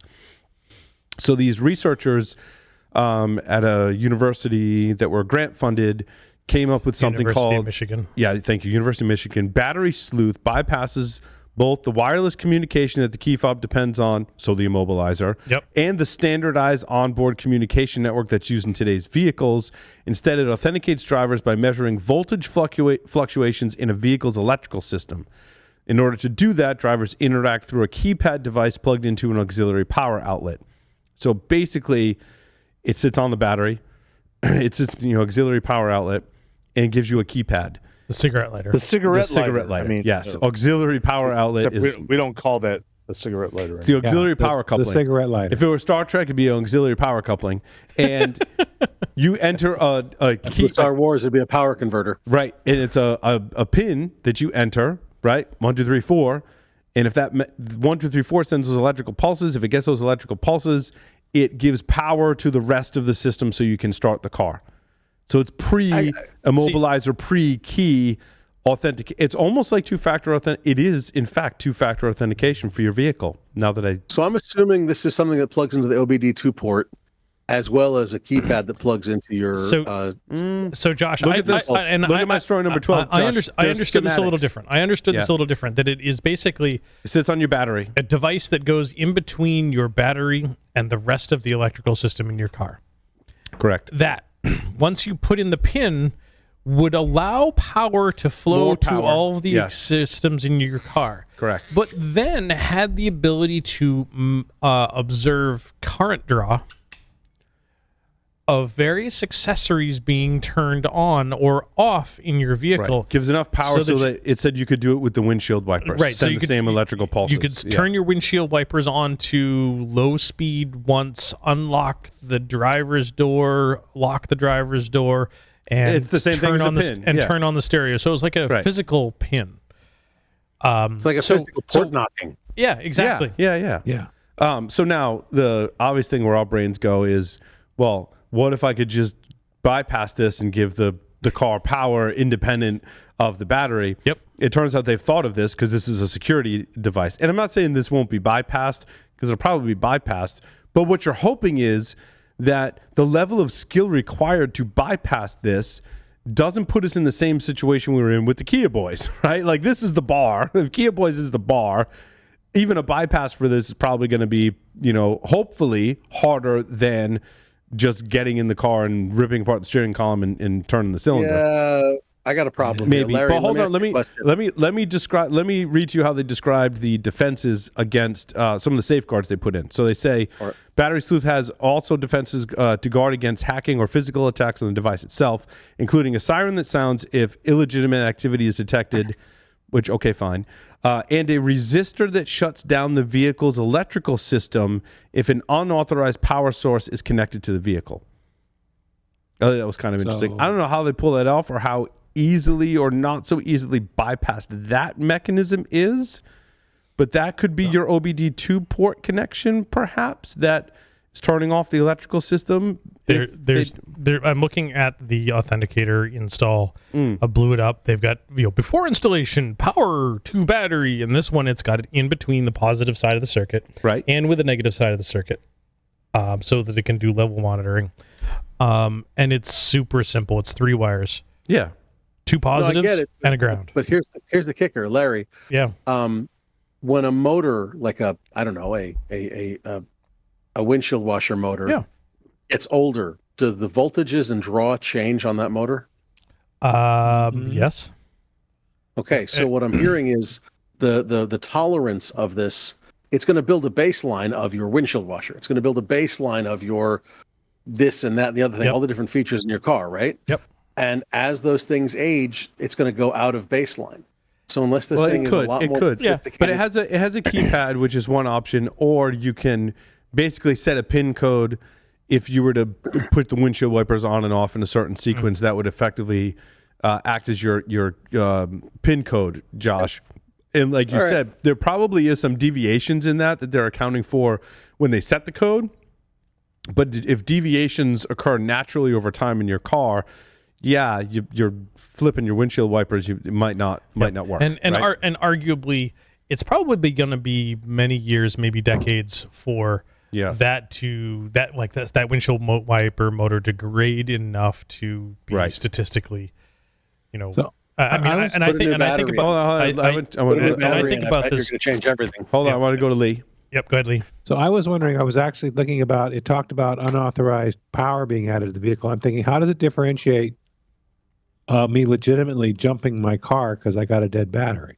Right? Oh, that's a great point. And then they don't say how they do that, maybe on purposely, right? They don't want you to know exactly how they're defeating the tampering. Plus, with a lot of battery jumpers now, they just plug in the cigarette lighter. But it's kind of... you can give power over OBD2 as well, which I didn't know until you have to swap a battery out on a newer car that has the computer system. And it's like, whoa. You can't just like disconnect the battery for, more than 10 seconds, because then you're going to have to reset the system. And some cars, you can't reset the system unless you're at the dealership. So you have to plug. So what did I do? I plugged this thing into the OBD2, one end into the OBD2 port, which just gives it 12 volts through probably a positive and negative lead in OBD2. And I had an extension that plugged into the cigarette lighter of the car that I had running next to it, which supplied power to the computer system while I swapped the battery out. Completely trivial, right? Yeah. Yeah, it was fascinating. What's it got to do with cybersecurity? Well, I think this is all we talked about: wireless communications. We talked about anti-theft, computers OBD2, in the car. computers in the car. Absolutely. Yep. System aging. Car hacking is a thing. Yep. I mean, also, in a lot of ways, I feel bad for the victims. I do feel bad for the victims of the Kia boys as well. A lot of those people didn't have insurance against theft. That's not covered. And some kid has basically stolen your car, banged it up, totaled it, like you're out of luck for a car. I forget the statistics. Do you remember? One of my former coworkers has had his car stolen from in front of his house 4 times in the last 2 years. Wow. Yep. And so I think a potential solution. I think it was a Kia. Yeah. Oh, there you go. Or a Hyundai. There you go. Because so you take a taser, you implant it in the driver's benchmark that says you shouldn't buy a Kia. That you should have what's the steering wheel lock thing? That's the club. The club. The club. Yep. So Hyundai was providing people with a club, but all they do in that scenario, because I remember in the 90s, and most of us remember, all of us that are hosting the show remember the 90s. That I think that's when the club came out. Was like in the 90s. And it was like a popular anti-theft. I mean, device. Some of us may have been alive in the 90s. Not all of us may remember. Right. Yes. I remember most of the 90s. And I remember hearing stories of people who had put the club in their car and then to lock the steering wheel. So for those that don't remember what the club is, younger audience, it was a steel bar that worked on a kind of retractable thing with a keyed lock that would lock the steering wheel in place. Right. Now, a lot of cars will actually, if it doesn't detect the key, actually lock the steering wheel. That's another anti-theft thing that's built into some cars as well. I think most modern cars have that now, which is largely why the club was not as useful. But the club used to be able to lock your steering wheel. And what people would find is if they had a car that was worth stealing enough or the thief wanted to go through the trouble, the thief would just remove the steering wheel with the club on it, leave that in the parking lot space where your car was, and use just a pair of vice grips and steer the car with vice grips. As I suspect, Larry, the club was released in the 80s. In the 80s, thank you, Jeff. So you'd come out to your parking spot and you'd find your steering wheel with your club still on it. Yeah, and the package for a pair of vice grips. Yep. Yeah, Josh. Hey, Larry. Yeah, can you build your coworker a geofence taser and implant it in the driver's seat? I'd buy that for $1. Well, I mean, so as they drive away, it's basically a bait car. As they drive away, Well, I say that for a reason, because that was RoboCop, right?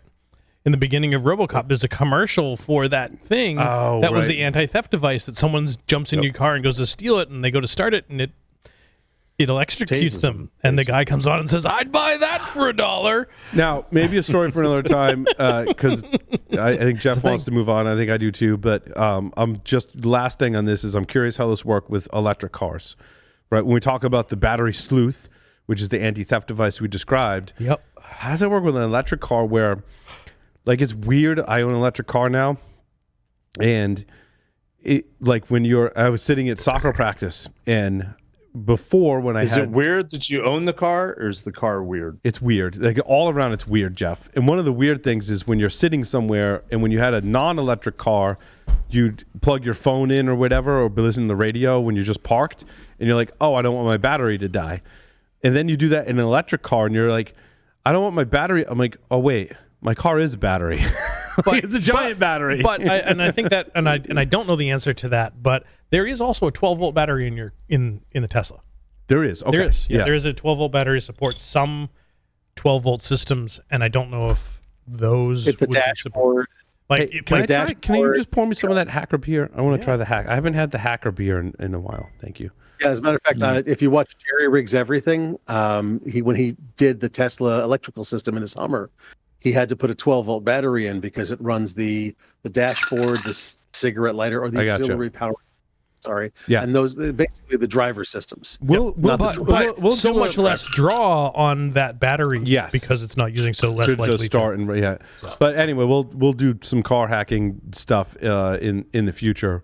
For sure. While we're on the hardware stuff, though, I did want to go, Larry, you had 2 stories that I thought were interesting. Yep. Hacking your smart toothbrush and finding a backdoor in encrypted police and military radios. Yeah, you pick. Instead of the toothbrush one, let's do the backdoor and encrypted, and the U.S. government launches Cyber Trust Mark. Okay. But so backdoor in encrypted, so this article says it more correctly, police and military radios. It goes even beyond police. This is, I want to deem this as emergency responders and military. Plus, yeah. Yeah, this is first responders. First responders. Yep.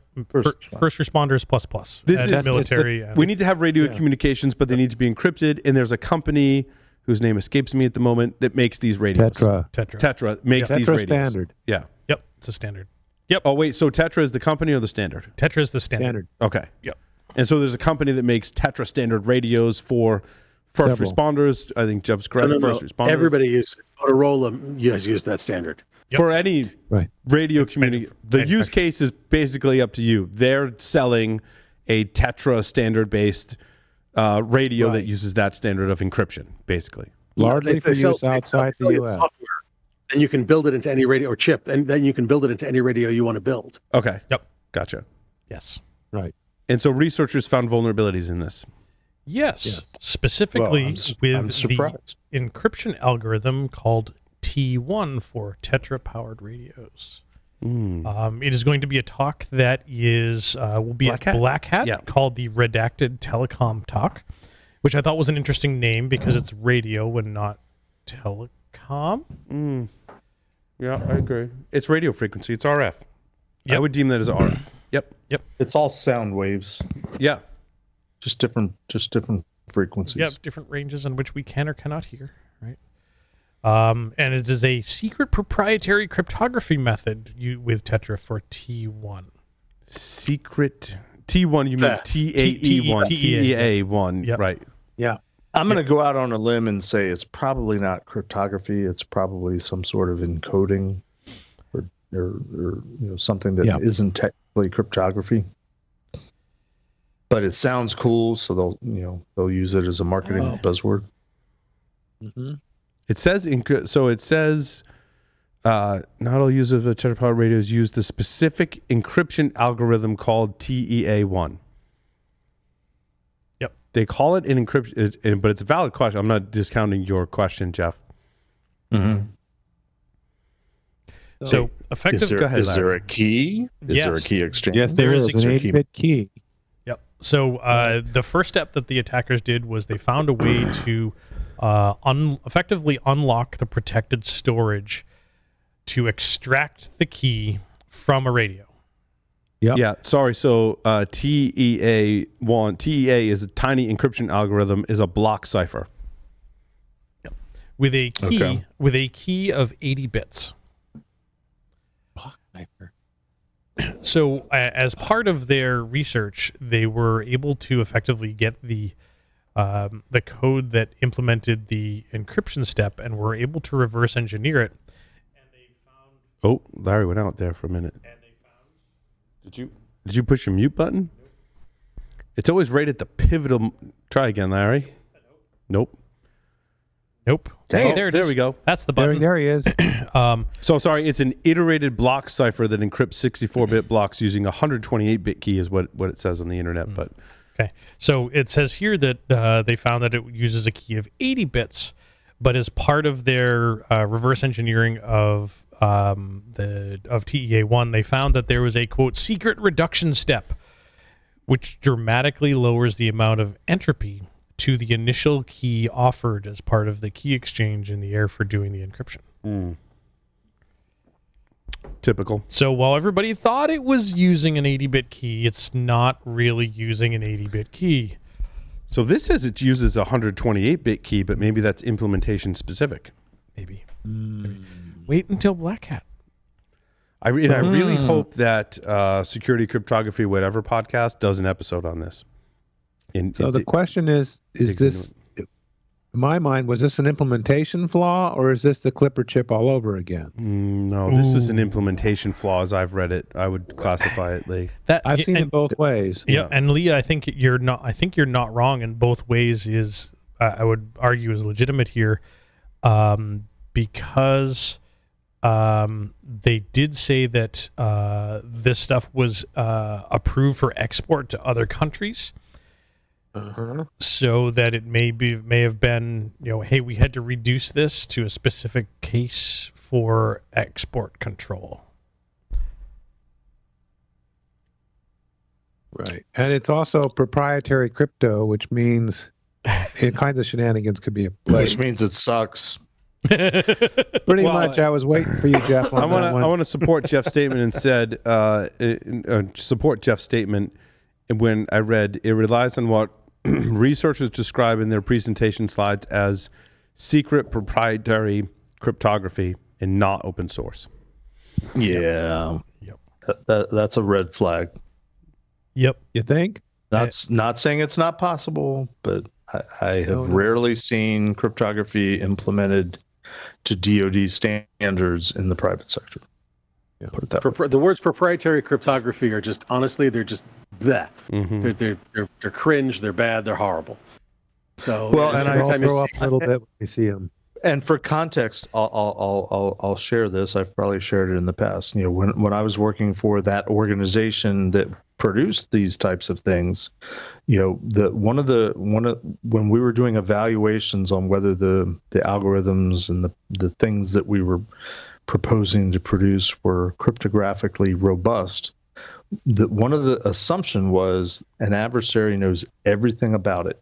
Yeah. They have a copy. They've been able to acquire in those days that we were building little black boxes. So they have a little black box. They have the Enigma machine. They've been able to tear it apart, figure out exactly how it works. They know everything about it. They've got the user's manual, installation manual. They know everything about it. That was our presupposition when we were evaluating the strength of systems. Is you assume that everybody knows everything about it. Is it still secure? And ultimately, the security is dependent on the key. And the key strength and the key management, the key privacy of the key. Yeah, privacy of the key is big. Yep. The privacy of the key.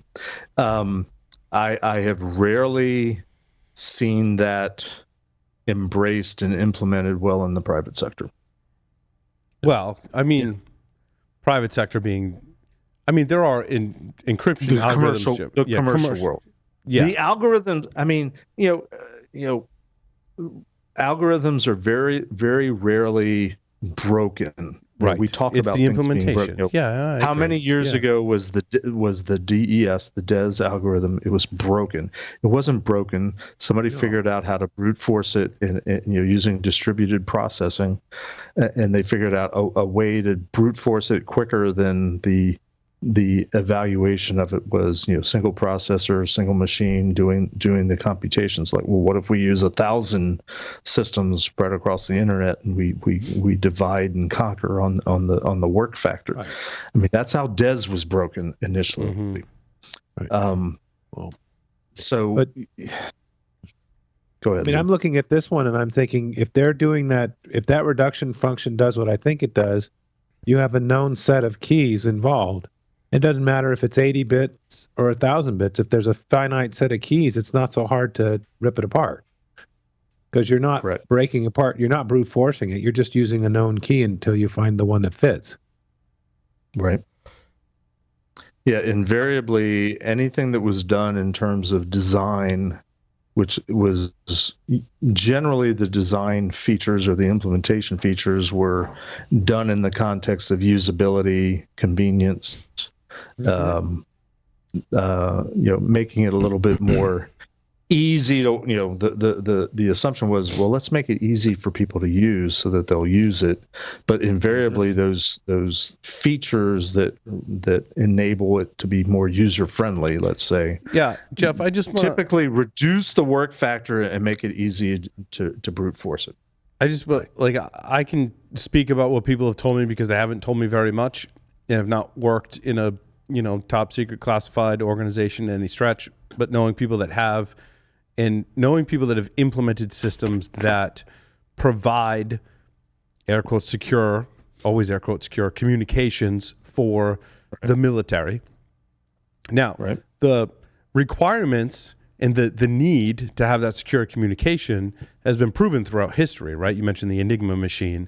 As we have thousands of years experienced that, like that requirement for secure communications on a battlefield, as an example, is huge. And there are many people, some people who I've known that have worked on those systems, and they can't tell me how those systems work. They can't tell me what the systems are, what they're based on, or anything. But like I've known people that are like, yeah, that's what I did. I helped implement these radio communications or communication systems, if they weren't based on radio communication systems, that use this proprietary encryption technology that I can't talk about.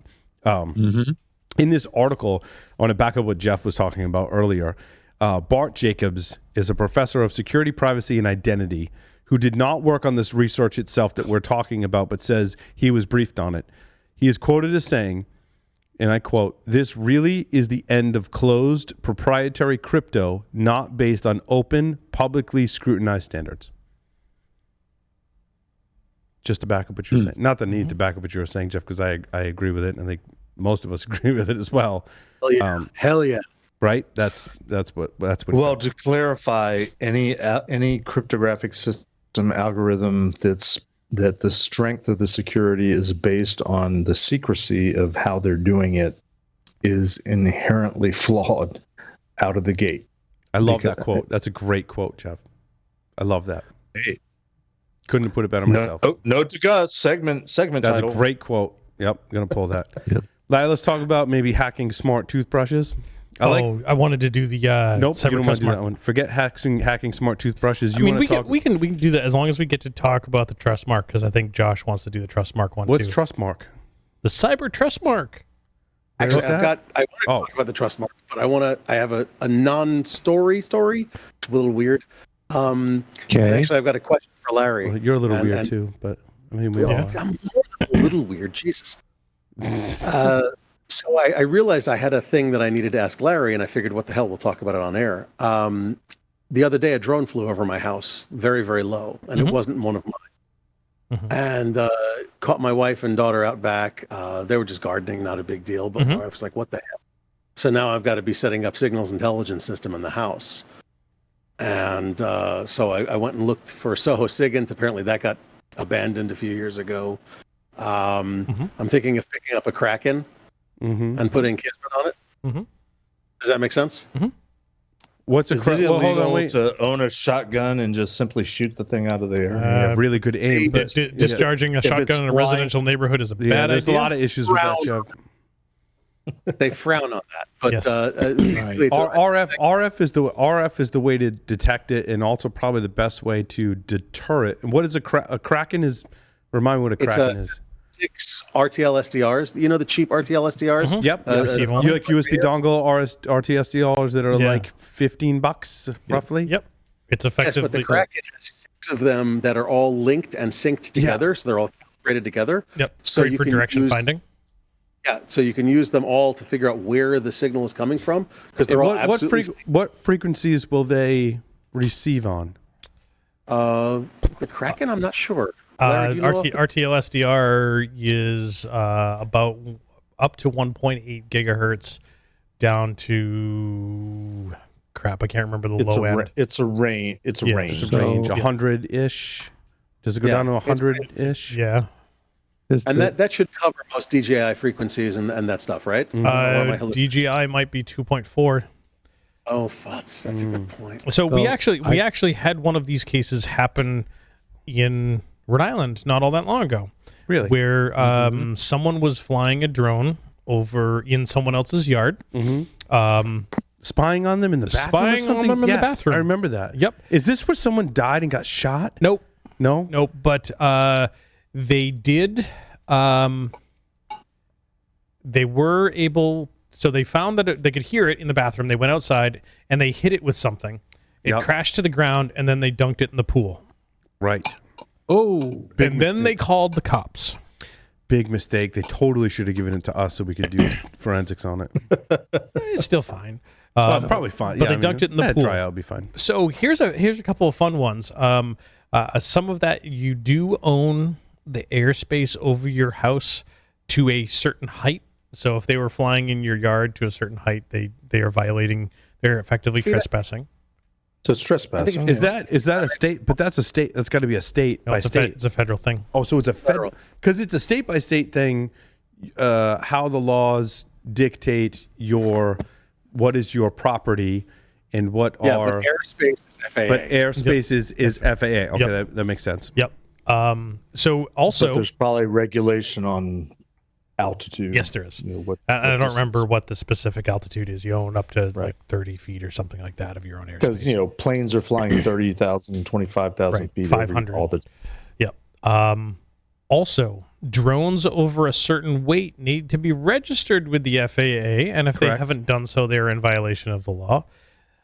And that's a federal law. That is a federal law. And I also live within half a mile of an airport.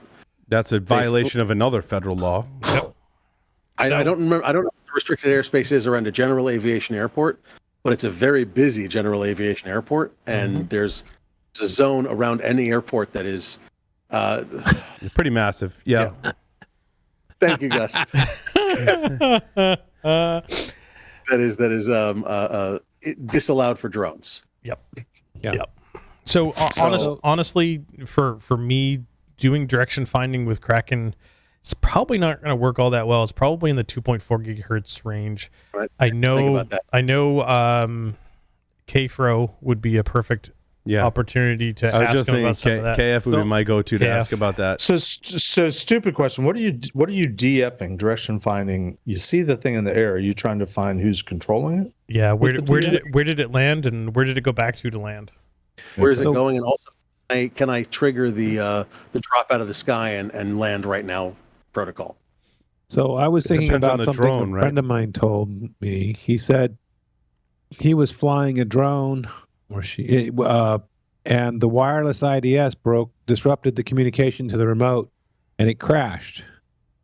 And of course, for some reason, this had to be reported to the FAA. I don't know why, but I just thought, gee, if you could just disrupt the comms from the remote and let nature take its course, I mean, you can run an IDS at your house without any problems.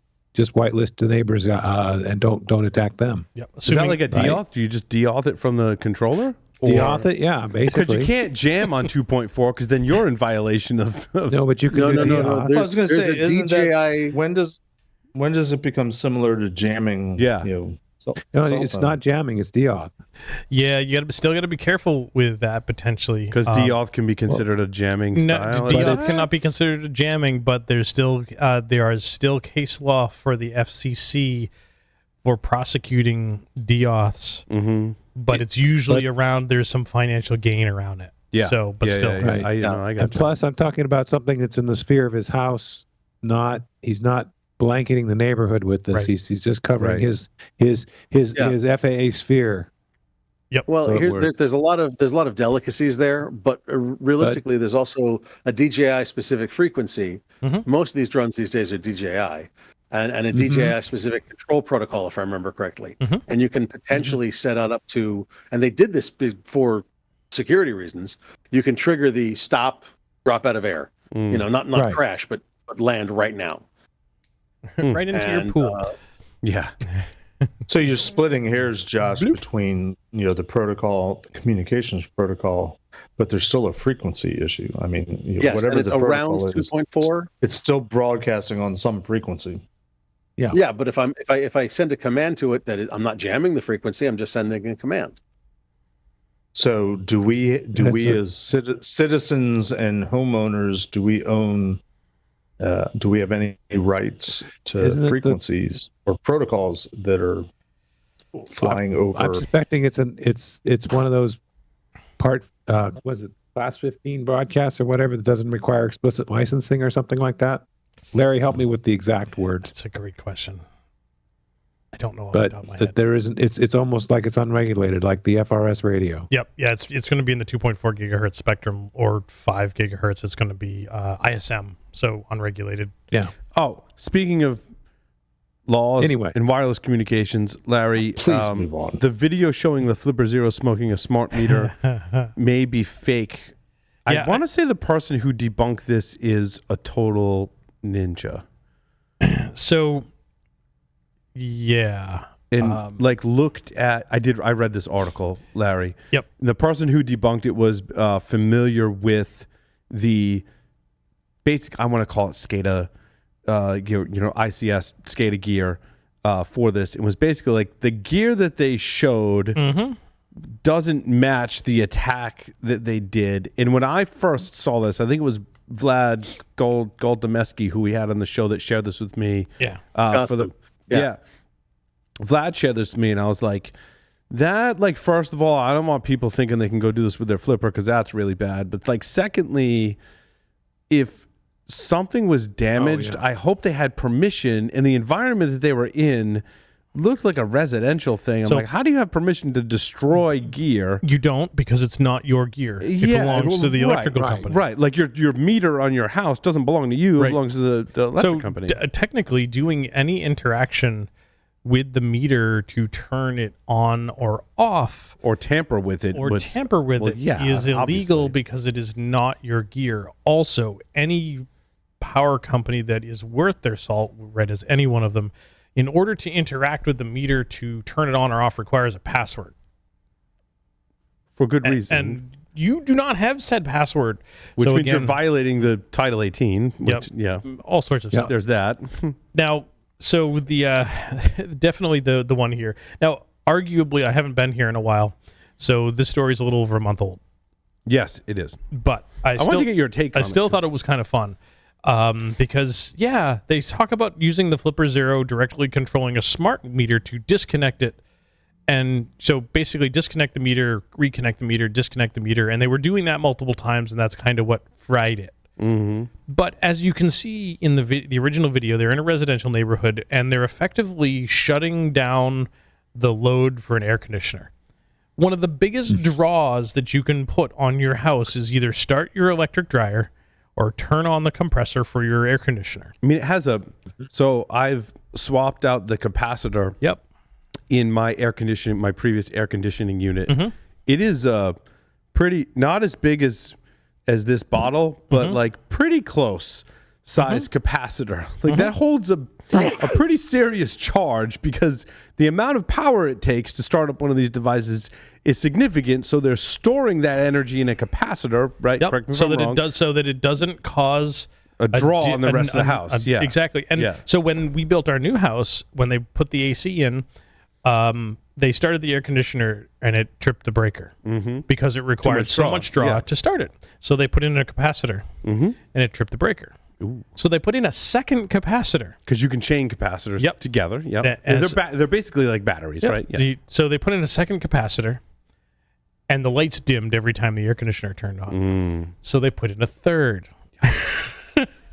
I kind of wish they had just replaced the compressor myself, but they said, no, it's the same thing with all the compressors for these particular units. But now, what they were demonstrating in this attack is kind of similar to like the Aurora attack, essentially, where terminating power and then turning off the power, turning it back on, causes that draw to happen in succession multiple times, which causes physical damage to the gear. So, Exactly. And the point sort of being here is similar that reason why I have to have an antenna connected to my device, right? Because the power goes back into the device that's supposed to be powering on more so than it's expected, right? Yeah. So the big one here is that it's likely they were manipulating some other custom circuit to turn the air conditioner on and off. On and off, yeah. Or the air conditioner remote itself type of deal. Yeah. And not the power meter, because they start showing close-ups of the meter when the meter going all blacked out and started. The meter smoke. starts smoking inside the glass. Yep. Exactly.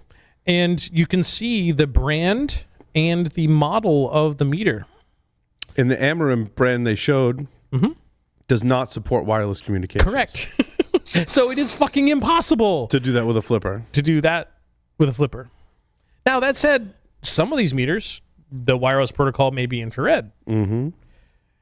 You've got to be very specific about your infrared. They're very narrow beam. They're very specific wavelengths and so forth. So no, it wasn't happening. They were clearly controlling some other circuit, and the meter happened to be an innocent bystander. It was Hollywood Showtime in this video, is my assessment. Yeah. And also, don't do that. I feel like we've strayed way off track. Let's do a story let's do the trust mark. Let's do the trust mark. The death of InfoSec Twitter. Yeah. All right. Let's do the death of InfoSec Twitter. So let's do Zenbleed. The death of InfoSec Twitter, then Zenbleed. So death of InfoSec Twitter. This article counted the number of CVEs that were referenced on Twitter. The number of times CVEs were referenced. A CVE number was referenced. Any CVE number. Yeah, and showed a sharp decline in that. My comment in the story is that is one measurement, and I'm not discounting that measurement. I think that is a measurement and a very important measurement. There are, however, other measurements that maybe aren't as easy to measure. I should say conditions that are not as easy to measure as CVEs. CVE is a very easy measurement, and I think an important one, and I think it does speak to supporting evidence that there has been a decline in the InfoSec Twitterverse, as we call it. Yeah. And some of that other evidence is when I was looking into, like, my story number one, Kevin Beaumont, who produces fantastic research, by the way, and I went to Kevin's Twitter. Kevin had abandoned Twitter like a long time ago. Like basically when Elon took it over. If I'm not mistaken, he's Gauzy the dog, right? Yes, correct. So I think there's further evidence that there is not as strong a presence from InfoSec on Twitter. And so the wonderful thing about statistics on the internet is you can make them say whatever you want them to. And this may be a case. I think that their measurement is arguably accurate, that they mentioned the number of times that CVEs were mentioned on Twitter by using the public API and so forth. But this was also around, and I don't know the exact dates, this was also around the time when Elon said, I'm totally going to fuck up your APIs. So that maybe a number of automated or bot style accounts from companies that were using Twitter for legitimate announcements and, folks saying that we're seeing exploits of CVE such and such in an automated fashion, had their API access revoked, and they could no longer have this high volume of tweets about specific CVEs. The other one that I find that is interesting and that I would argue that supports some of my thoughts around that is that they have stopped monitoring the state of InfoSec Twitter by measuring CVE mentions via the API, because the level of the API that they were using was revoked and now they would have to pay for it. It was previously free. Right. So they can no longer monitor that. That's interesting. So I think it may have been some removal of bot accounts or changes in the API to prevent folks who were legitimately using it to tweet about CVEs. It could lead someone to that conclusion. Yep. I agree. While person-to-person conversation about security on Twitter may still be existing, it's just maybe the bots, the more chatty bots were no longer there. I think there's a lot of people who are unhappy with Twitter, and a lot of people who have left Twitter. It's no longer Twitter, it's X. Which is just another reason why people have left and gone to things. Largely, I find people going to Mastodon. Yep.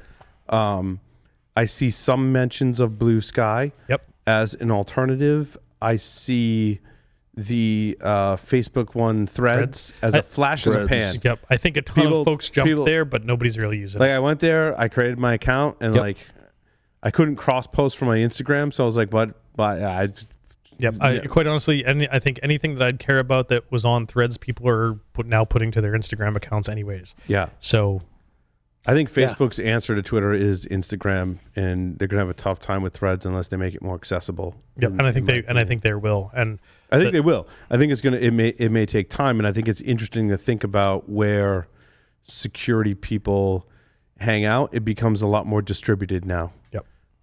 Which is interesting. It is interesting, and I certainly do not claim to be an expert or expert practitioner in any of these social media things because I'm old. But I used to rely on Twitter as a way to reach out and connect with people and message them, and I find myself, in real time, wondering, I want to try to get in touch with somebody, and I'll go to Twitter to see, are they still active on Twitter? Can I DM them? Are they even monitoring it anymore? And frankly, and I don't know, I'm not putting any value judgment on this or not, but it seems like to me that the de facto for our industry, at least more, the more business side of things, as it were, I'm finding myself going to LinkedIn more and more to try to contact people. Yep. I was using Mastodon initially, but then I started getting some sort of errors, and I'm like, I don't know what's going on. Well, Mastodon's direct communication is not secure at all, even from like a casual, like you can just casually add people to the conversation. So people largely don't use Mastodon for person-to-person communication. LinkedIn suffers from the problem that person-to-person communication, fine, but you get so much friggin' spam from people on LinkedIn that you can't keep up. How do you find a legitimate conversation? Someone just messaged me, which looks like a legitimate communication, like while we're doing the show. I'm like, that's interesting. I can remember to respond to that person. But tomorrow I'll wake up and I'll have 10 messages from people asking me to improve SEO on my website, and they want to pitch me in their next, business growth idea. And I'm like, can you just stop that? Like, why doesn't, is it Microsoft owns LinkedIn now, right? They need to do something about that. And again, I think for me, I get less of that. I still get it, but I'm also very selective in the social media. Like for Twitter, it was follow everyone, follow back everyone. And I think that's come back to bite me now, that I'll ask a question on Twitter and that so many people follow so many people that my question often just gets left into the void and I get one or two answers. Yeah, that's the thing. But with something like LinkedIn, the only time I've ever specifically accepted, there are a few exceptions, accepted an invite on LinkedIn or asked for an invite on LinkedIn is that if I have worked with this person in the past or we have met in person. Yeah. We have had some sort of intrapersonal relationship via email, something like that. Right. But now you can still grow your LinkedIn if you convert to I think it's called a creator account. And so people can follow you. Yep. I'll send you a link. I just did that recently on my LinkedIn. It's supposed to help with a bunch of things so that you can do exactly what you're saying. Like, I don't want connections from random friggin' people. Yep. But random people can follow me on LinkedIn. And I don't have to interact with them. You got to make the flip to a creator account. But anyway, you're sort of getting to where I'm getting at, Paul. I think is because there's no up until a year or two ago, whenever Elon took over Twitter and the great exodus started, the de facto, if I want to ask questions of the community, if I want to try to interact, if I want to try to put feelers out, if I have a question, if I want to try to engage, we went to Twitter. Went to Twitter, and I don't see a really clear. There is no de facto replacement to Twitter yet, other than, and I know there's a lot of people in the hacker community that sort of disparage LinkedIn because it's so corporate business oriented. corporate-y, but there doesn't seem to be a really good, consistent alternative. And part of that is, what are people monitoring? I mean, I have accounts on all sorts of different social media platforms. I get the notifications in theory on my devices, my phone, but but there is no de facto alternative to Twitter now. It's been sort of fractured. Is that a good thing? Is that a good thing or a bad thing, though? I don't know. Right. I mean, it depends on, if I just simply want to I'm going to be in Vegas in 2 weeks and I want to find out if so-and-so is going to be there. How do I reach out to them? I used to reach out to them by DMing on Twitter, but I don't even know if they monitor Twitter anymore. Yeah. Well, that's a problem. It's been problematic, and I haven't tried Threads yet because I'm just grumpy old man. I don't want to just immediately jump on everything. I am finding that the de facto is more and more becoming LinkedIn, for better or for worse. If I want to try to get in touch with somebody, I tend to go to LinkedIn. I don't know if that's good or bad, but and I don't know if it's a problem or not. But we used to complain about when Twitter was active and it was the place where we all hung out. We always used to complain about all the flame wars and all the infosec drama, hacker drama, and all that stuff, which I don't see anymore because I'm not terribly active on. I'm not like looking at my Twitter feed all the time. Not that I did in the past, but just to try to engage people, to throw out a thought or an idea or question to try to engage in conversation. There is no, it's not Twitter anymore. Let's go here. Let's go there. All I'm seeing, for better or for worse, is the most consistent platform that most people have an account on, for whatever reason, is LinkedIn. LinkedIn. Yeah, I agree. Mm-hmm. Anyway. Where do you want to go next? Zenbleed. Oh my then God. Then Cyber Trustmark. So Tavis Ormandy, amazing work as usual.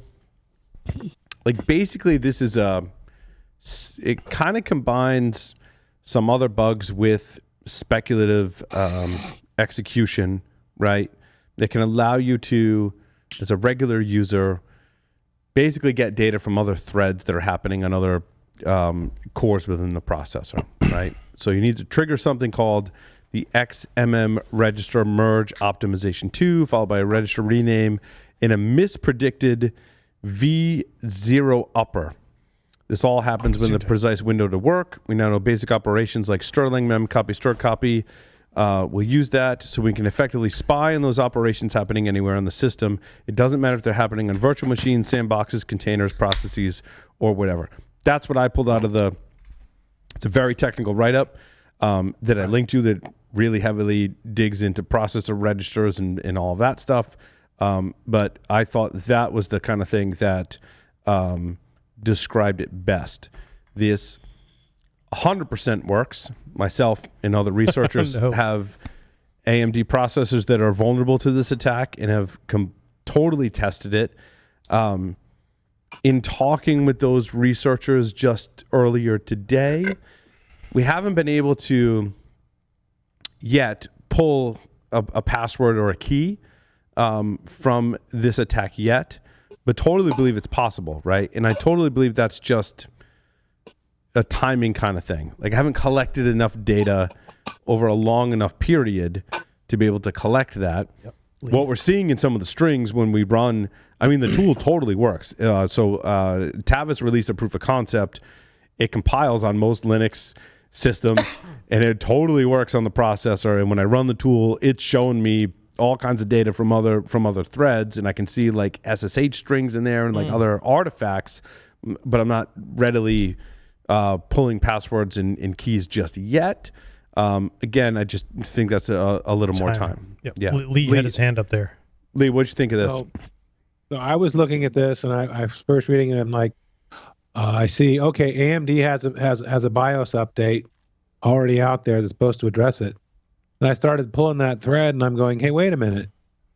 there's like all these OEM systems that won't have updates until like December, depending on what you're running. Correct. So like if your odds are if you get data center computers, you got it, but like some of the mobile platforms won't be until, like I said, the end of the year. I thought it was a really cool hack, getting the, reading, accessing part of the registry you're not supposed to and merging.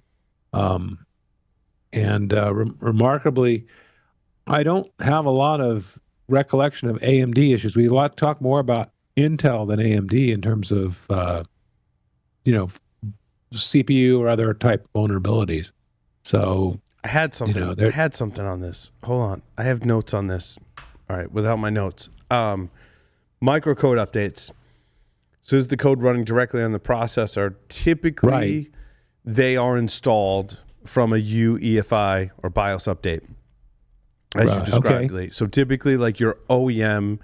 So let's say I have an AMD processor, and I'm running a motherboard from Asus or whatever, right? Sure. There would be a UEFI update. Inside that UEFI update, UEFI has, I think, a region on the SPI flash where it can put a microcode update. And when the system boots and sees that microcode update, it goes, oh, there's a microcode update, and it comes down through your UEFI. So like most of the time, typically what I recommend and I feel safer with is that I apply a UEFI update to my system. Included in that is a microcode update for my processor. Then installs the code inside the processor. And there's a whole validation process. In fact, I talked about it in my keys blog. There's it has to be signed with a key and the whole thing to apply that update to mitigate this vulnerability. The second way that you update that could be directly from your operating system. And essentially the way that goes, I don't have my notes in front of me, but is like I put a microcode update from the operating system inside of a register. That register gets read. It's called an MCR, I believe.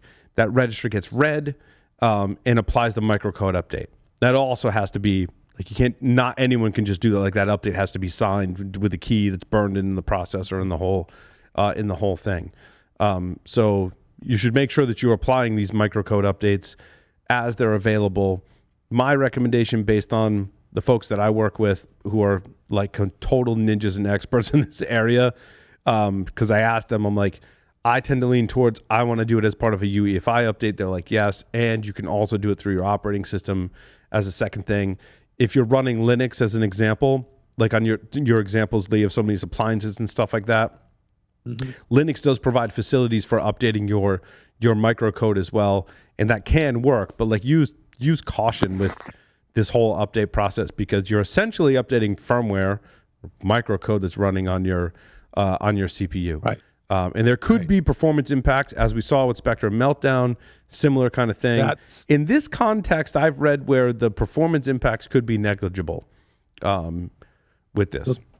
That was actually something on my list to ask you about, Paul, was did you think there was going to be a performance impact similar to Spectre and Meltdown? Because you're messing with you're changing the operations in the CPU, which have been optimized to go really fast. You're gonna create a set of functionality. You're basically gonna stop that from working. Right. Not as much, from what I understand, Lee, not as much as Spectre and Meltdown.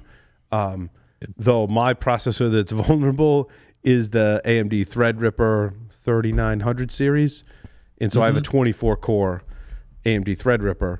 And albeit an older Threadripper, is 24. You probably won't notice much of a slowdown. 24 cores, dude. Like I'm not noticing much of a slowdown. Right. And the other point you made that's important is that if you're reading my link to the AMD page, I think you link to the research that was published page, and the AMD page talks about there's only one reference where they make a microcode update.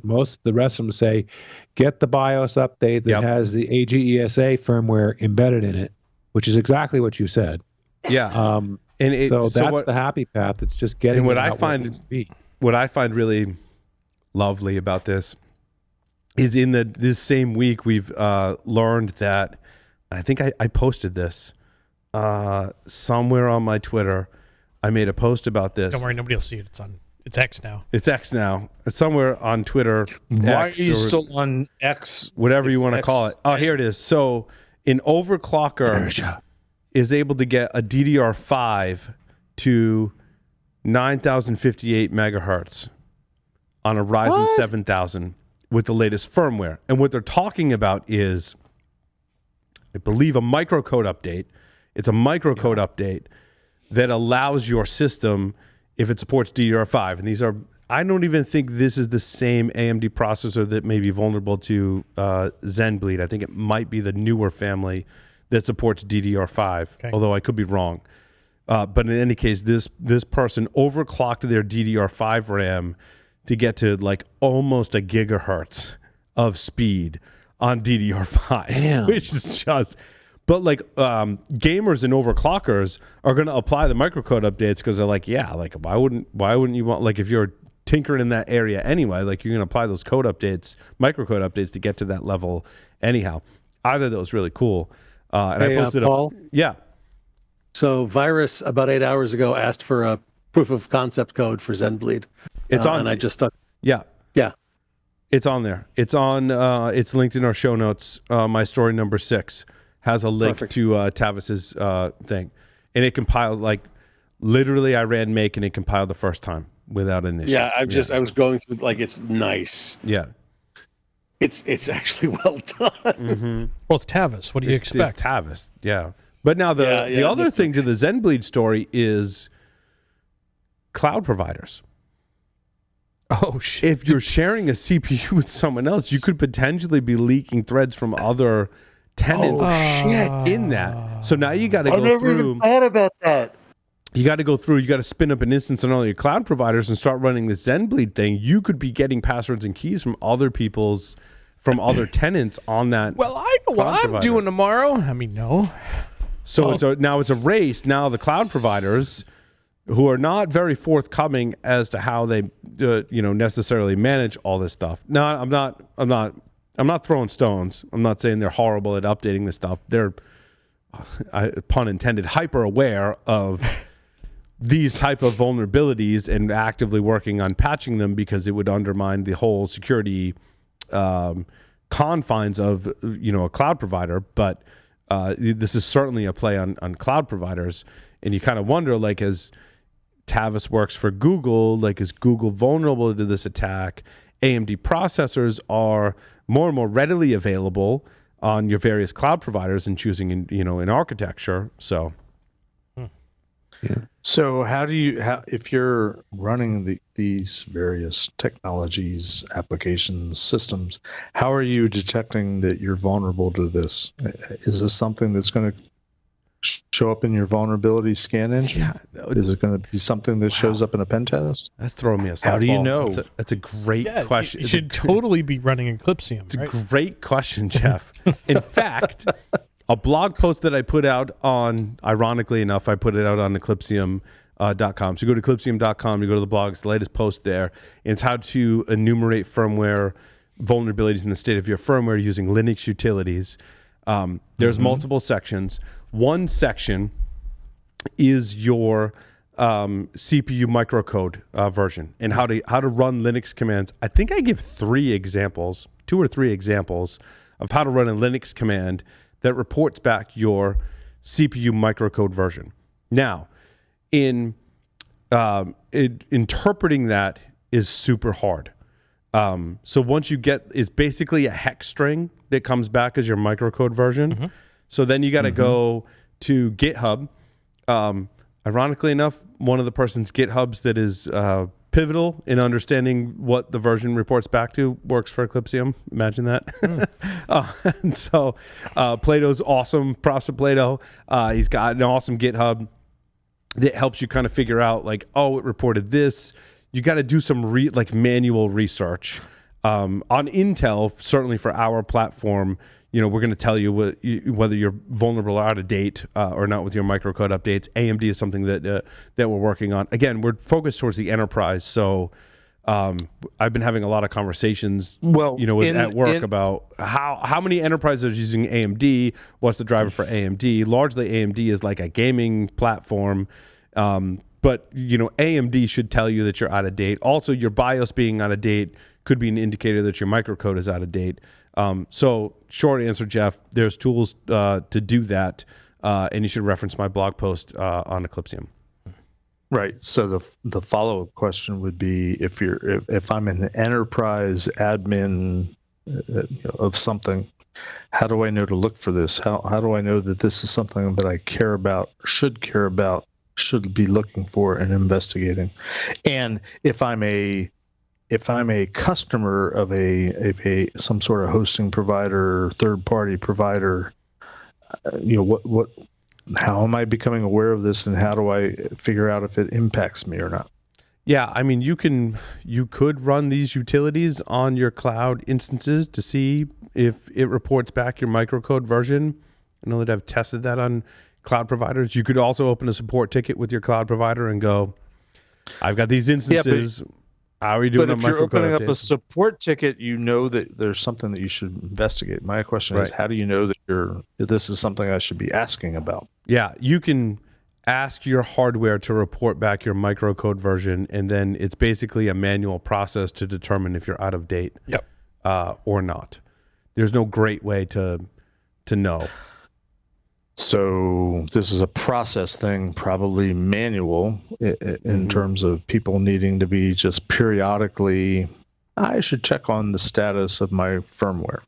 Correct. Where I should check on the status of the firmware of my third-party provider. Correct. And I don't think there's any regulatory compliance standard in the land that requires that to be done. So it may not be getting done. It begs the question, Jeff. In fact, I was talking about you at work this week. What you were talking about me? I was. What your ears were probably ringing. In PCI, what does PCI require the merchant to do in terms of ensuring that the firmware is up to date on their systems? And following question, how do they classify firmware in the context of this conversation? Like, is microcode firmware? Is this something they're saying, like, you got to make sure your microcode on your processor is up to date? Because, like, it's firmware, but it's also kind of, microcode is a different term, obviously, that is not the term firmware. It's actually the code running on your CPU. Lee had a really painful expression on his face when you asked that question. I don't know if it was related or not. We can take this offline, but I think it says something about firmware. Why should we? I think this is important. I think that's an important question to ask. A merchant or just a customer of a third party provider of any form, regardless. PCI does not specifically require you to look for this kind of stuff. All that PCI would require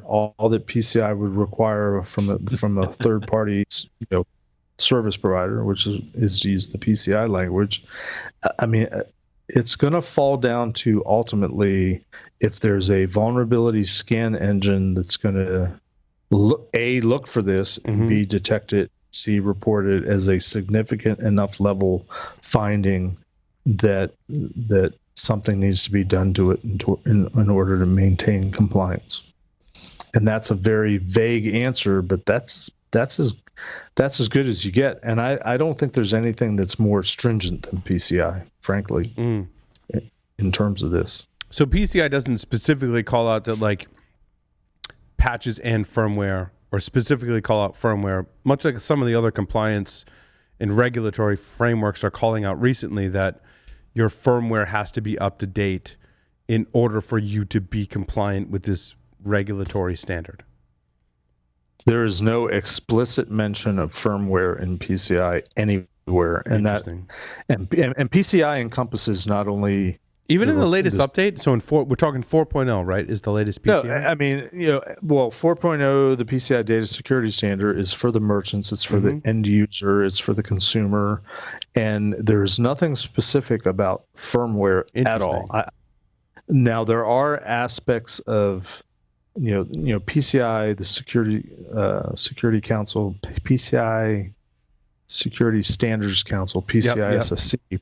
They also address a lot of the products that are involved in the PCI ecosystem, the payment systems, the payment applications. And that's not something that I deal with on a day-to-day basis. There might be something there, but to my knowledge, there isn't anything that's firmware specific. It ultimately boils down to if there's some sort of pen test or vulnerability scan or application level scan, security test of any way, shape, or form that will find this and detect this and label this as a significant security vulnerability, then they'll act upon it. Mm-hmm. So if we define as there's a vulnerability in your firmware, PCI would classify that's a vulnerability on a system that falls under PCI compliance. Therefore, but only if it's detected by a vulnerability scan engine or a pen test. A vulnerability scan engine that is approved. There's a process for if you have a vulnerability scan engine that can do There's a process, but that's for internet facing. Okay. What you're alluding to is what's called the approved scanning vendor. Approved scanning vendor, right? An approved scanning vendor has to find the vulnerability. Yeah. But that's on internet facing systems, and that is that's different from like internal vulnerability scans, network scans, infrastructure scans, anything like that. If it's not something that a vulnerability scan engine is going to look for, it's probably not, I'm talking just firmware in general, it's probably not going to be detected in the PCI ecosystem. So if your UEFI BIOS firmware is out of date, you're still PCI compliant. Unless it's a finding on a scan, yes. Interesting. Absolutely. Hey, there's a market. There's a market. How many scan engines are in their default configurations, which is what most people use, are looking for firmware? Yeah, there would have to be an authenticated scan. Now, I will say this, that might change because version 4 PCI is coming, and okay, so it's still coming. I thought it was. It will be effective. I want to ask it will be effective April of next year. Okay, so April of next year. One of the key changes that my company that I work for online is trying to communicate and share with our clients and prospects. One of the significant changes is that the internal vulnerability scanning in particular is now going to be required to be a credentialed scan. Okay. So maybe credentialed scan, maybe that's going to dig in, have some checks looking for firmware. Okay. I was hopeful that PCI 4 would start addressing this. Then it would be addressed. Right. But from an internet-facing perspective, it's typically what's your exposure on the internet? What can people see from the internet? Which typically isn't firmware. Right. I think it should be, but we can debate. Yeah, but how do you can debate it? But how do you do that? What kind of? I mean, you and I worked for a vulnerability. Did you see, by the way, not to go off on a tangent, did you see, I saw something just today or yesterday that Tenable is rebranding Tenable.io. They're doing away with that. We were involved with the whole rebranding to become Tenable.io. All big companies rebrand stuff, man. But they're rebranding, they're getting rid of Tenable.io and they're becoming, I think, a Tenable Vulnerability Management or something to that effect. Right. Maybe. But speaking of vulnerabilities in this particular realm, while we're on the topic of Eclipsium, we disclosed kind of the second round of BMC. That wasn't the next story. I made it the next story because it's his show, Larry. Let him go. But this applies to what we're talking about. Like, let's say you have a system that falls under PCI, or you have a system and you're trying to protect it. Inside that system, there's a whole other system of the BMC, the baseboard management controller, right? And our research team found, this is like the second round of vulnerabilities that we found within BMCs. And these are specific to AMI BMCs, Megarack being the kind of the product and the protocol that allows you to interact with the out-of-band management for your servers. And so basically, if you combine all these vulnerabilities together, the previous round and this round, you can specify to the BMC that no authentication is an option, which is just astonishing, right? So you can interact with it. So like on the BMC, there's the operating system and the regular hardware, and then it's basically an IoT device inside of your server that operates independently. And you can interact with that from the operating system side. And if you do, it says, well, no authentication is required because you're on the operating system side.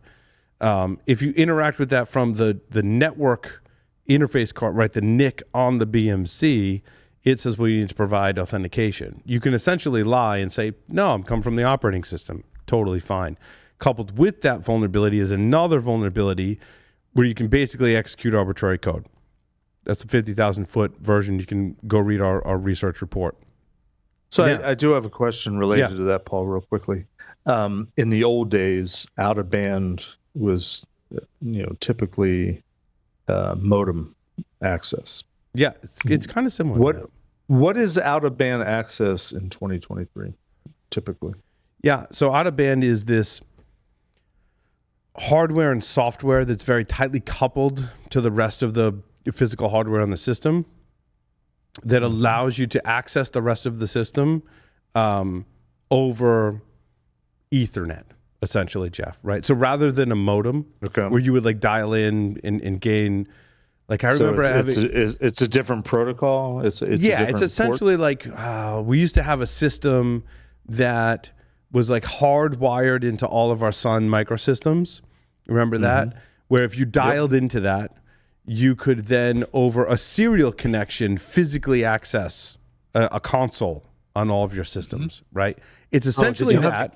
Special cables. Are there serial connections to the cloud? No. So cloud providers would have a BMC chip inside of the bare metal that's providing your virtual machines or whatever, or instances that you're spinning up, right? And so instead of a modem, it's basically Ethernet that's connected. And that's how in cloud providers, that's how cloud providers are managing the hardware that's providing all of the world their virtual instances. But it's essentially a different communication protocol. Yeah, it's a separate on a different port. It's a computer inside your computer that communicates over the network, Ethernet, to provide you out-of-band management, separate from the Ethernet or whatever connectivity you have, right? Okay. It's think of it as a board with its own Ethernet port that's then wired into the backplane of the computer to manage it. Correct. It's a computer and it's on a network, but it's separate from the chassis it's controlling. Now, what's interesting is it an overreach? I'm sorry, I'm just trying to understand it. Private network. No, this is good. It should be. So here's what to your question, Jeff. Here's what it's interesting. HG Moore at Run Zero. So multiple news outlets are covering our research, right? And this is the second round of research where we publicize heinous vulnerabilities. This is all based on a data breach that happened. We analyzed the data that was a result of that breach and found vulnerabilities. We're on the second round of that. And HG Moore is quoted as saying, look, your BMC network should be isolated from the operating system side. Right? Could be. Right. So you basically have a server, physical server. It's got two Ethernet connections, and one is the one that provides access to the server or the operating system that is running the applications that you're hosting. The second Ethernet is just so you can access that system independent of the operating system and the main CPU. What HG was saying is that you should isolate the network for your BMC, for your management controller. Now, but the implication is that maybe some people aren't isolating that. Correct. So the attacker or the adversary or the tester is looking for a specific port or a specific protocol. Correct. Now, what people interpreted this as, I just need to not expose my BMC network interface to the internet.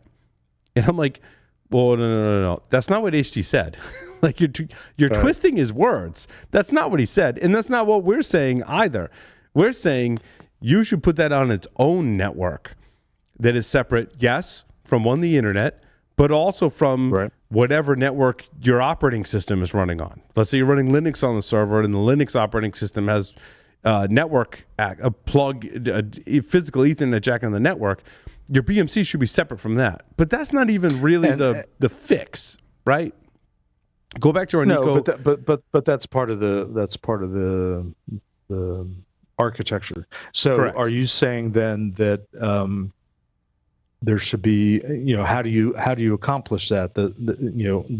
It's still networking, it's still IP, so there's some sort of separate network, firewall rules or access control lists, separate something in the network device that's creating a network, that's creating a separate network segment, and there's rules that say this network doesn't talk to. Right.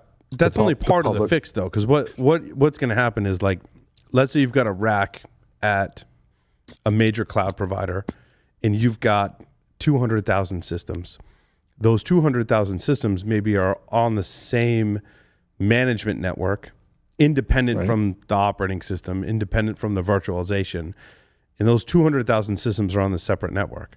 Yes, that should be separate, and only very few things should have access to that network. But all 200,000 systems are on that.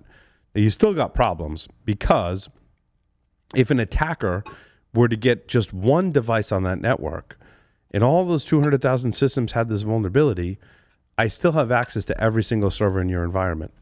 I just need... Is it a vulnerability or a feature? It's a feature. In this case, it's a vulnerability. Let's say it's a vulnerability. I exploit a vulnerability. I get on that network and I exploit a vulnerability on one of those systems. I now have access to everything on that back channel network, right? And but the vulnerability is a misconfiguration. The vulnerabilities in this case are actual vulnerabilities that have been discovered in the software that's providing the stack for this management software on this separate network. So how do you get to execute that vulnerability there? Do you have to get on the Peloton first? You got to get on the Peloton first, and from the Peloton, you can pivot into the BMC network. Got it. All right. Correct. Yeah. Just bring maybe I'm looking for mitigation.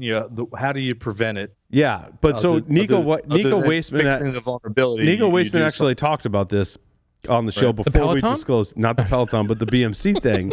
He was like, it's great if you separate it, but if you separate it, it's basically just taking all of your vulnerabilities that you would have in these systems within your system and putting them on the same network. An attacker on that network can exploit everything on that network. The real fix is to actually apply the patch, to patch the vulnerabilities on the system within your system that is communicating on this separate network that allows you the highest level of privilege to all of the components and hardware within your servers. You know what'll really fix this? The cyber trust mark. Mm-hmm. All right, let's do it. That too. Paul, what I'm hearing you saying though, and this goes back to the early days of before it was cyber, it was internet security. Yes. The idea that you have this barrier of protection, the DMZ internally. It's a DMZ, whether DMZ or whatever, but your internal network is protected by network and access controls, because you can't or don't necessarily need to fix all the vulnerabilities that are flying around internally. Right. What I'm saying is you should segment this into what you're talking about, Jeff, and you have to apply the patches to assume breach and go, if someone gets on this network, the vulnerabilities are still there, even if I segment it. The worst case is to not segment and just hang it out there on the internet for anyone to access, which it is, and some people do. But we're saying the same thing. I mean, you're calling it segmentation. I'm calling it access control, firewall rules. Sure. Essentially, you're isolating the environment that has the vulnerable protocols, the vulnerable BMC, correct. And you're trying to make it so people from the outside can't get to it. Correct. Right. Well, correct. Right. Actually, it's independent.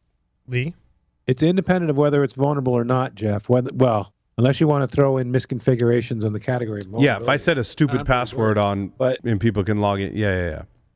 And Because if you look at I the bottom do of the absolutely article, that- consider misconfiguration to be a vulnerability. Right. Vulnerability by definition is a weakness, and that can be anything, anywhere. Speaking of misconfigurations and stupid passwords, the cyber trust mark. Yeah, let's go to the cyber trust mark. No, Let's do that. we belabored this point. Yeah. Oh. So this is Grab your sock saying monkey. like if you sell an IoT device, Yes. in So the US. this is out of the recent executive order 1428 something. I can't 14028, yeah. 1402. but it's very similar to the healthcare and FDA regulations that say we're not going to approve this device if it's Nope. vulnerable. Nope.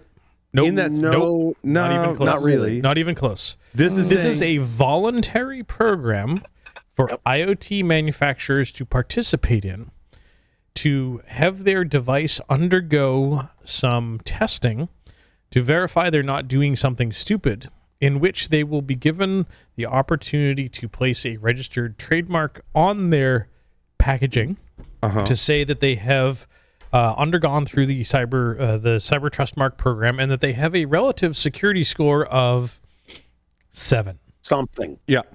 Right. And the QR code. Is that And- score based on the presence of the vulnerability or the ability to access or reach the system that might have vulnerability? That's a great question because NIST has not defined that yet. They will. haven't But finalized they will. NIST They is will. good. NIST is good, and they will. But what this means, I just want to play this out. Yep. Like, let's get my crystal ball. I'm on Amazon. I'm shopping. I want a new camera Yep. for my home network. Yep. You know what? So I I want can- to do security, internet connected security camera. Internet connected security camera because I want to monitor my front porch. Yep. And I get a whole bunch of options in Yep. Amazon. First page. On the first page, one of these devices, let's say, has this stamp that Yep, the cyber says trust and mark. the QR code. And a QR code. that That's says super cyber good. trust mark. Yep. And I've got a cyber trust mark and I've got a score of 8.9. Wait. Stop. There's an important piece. That QR code is actually an important piece because it's supposed to be a continuing program. It's not that you get a score of It's a 8.5 continuing or score. whatever. Yep, which is good. We've talked about this before. It's a continuing score, continually evaluating the security posture of this device. Now that said, the device when I look today, it could be 8.9. Tomorrow the- could the- be a 6. there, Next day could be a 10. because we're not fully defined yet. That it is likely going to be a sticker or something that you can change because the day that the scan is run, you may get a 9. But what happens if a couple of weeks from now it's an 8, or you got an 8 and Yeah, but now when it's I bought it, and the now it's a stickers- 9? But I bought it. The sticker said it was a 9, and then Right. So they a may month from not now- they may not include the actual score at all. It may may have be to go to the cyber QR trust code. mark and then the QR code. Okay, so I go to Amazon. Let me Yeah. play this out again, Yeah. knowing what you guys just told me. Yeah. I go to Amazon. I'm going to buy the camera. I get 15 of them in the first page, in the first 3 results, because hopefully Amazon prioritizes the cyber. What do you call it? Cyber trust mark. Trust mark. The ones with the cyber trust mark come at the top. There's 2 of them that have a cyber trust mark. I pick the cheaper one. Yep. Because I'm shopping on price. That's I'm your going to buy cheap. this one because I want a camera, and I want the cheapest camera, but I also want one that's secure so Yep. people don't spy on me. Yep. Right. Great. But the thing is, once you buy it, all the other stuff we talked about earlier still comes into effect. Are they updating the firmware properly? Are they testing it? Are they, it's got the Cyber Trust Mark sticker when you buy it, but is it going to have the Cyber Trust Mark sticker if you bought it 5 But years from now? what I want, Josh, is in my utopian world, I want the cyber trust mark.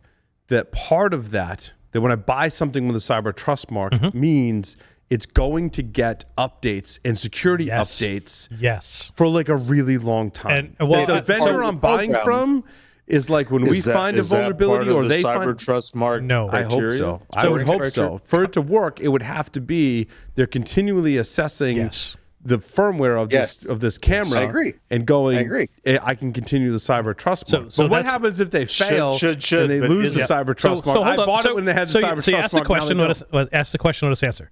Sorry. I'm fired up. Can you tell I'm a little fired up about this? Currently, NIST doesn't have any of this stuff defined. It is coming soon.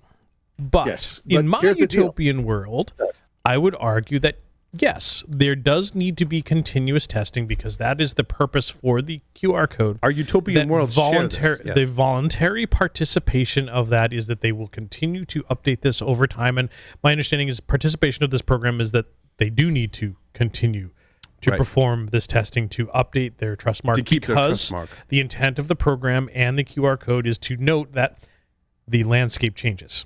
You put a device out there that has 6 components, they're not vulnerable. You've got an SBOM of components. Mm-hmm. I was just going there. That's perfect. You know, now, 3 weeks later, there's CVEs for all 6 of those components in the SBOM, and 3 of them are rated critical and 2 are medium.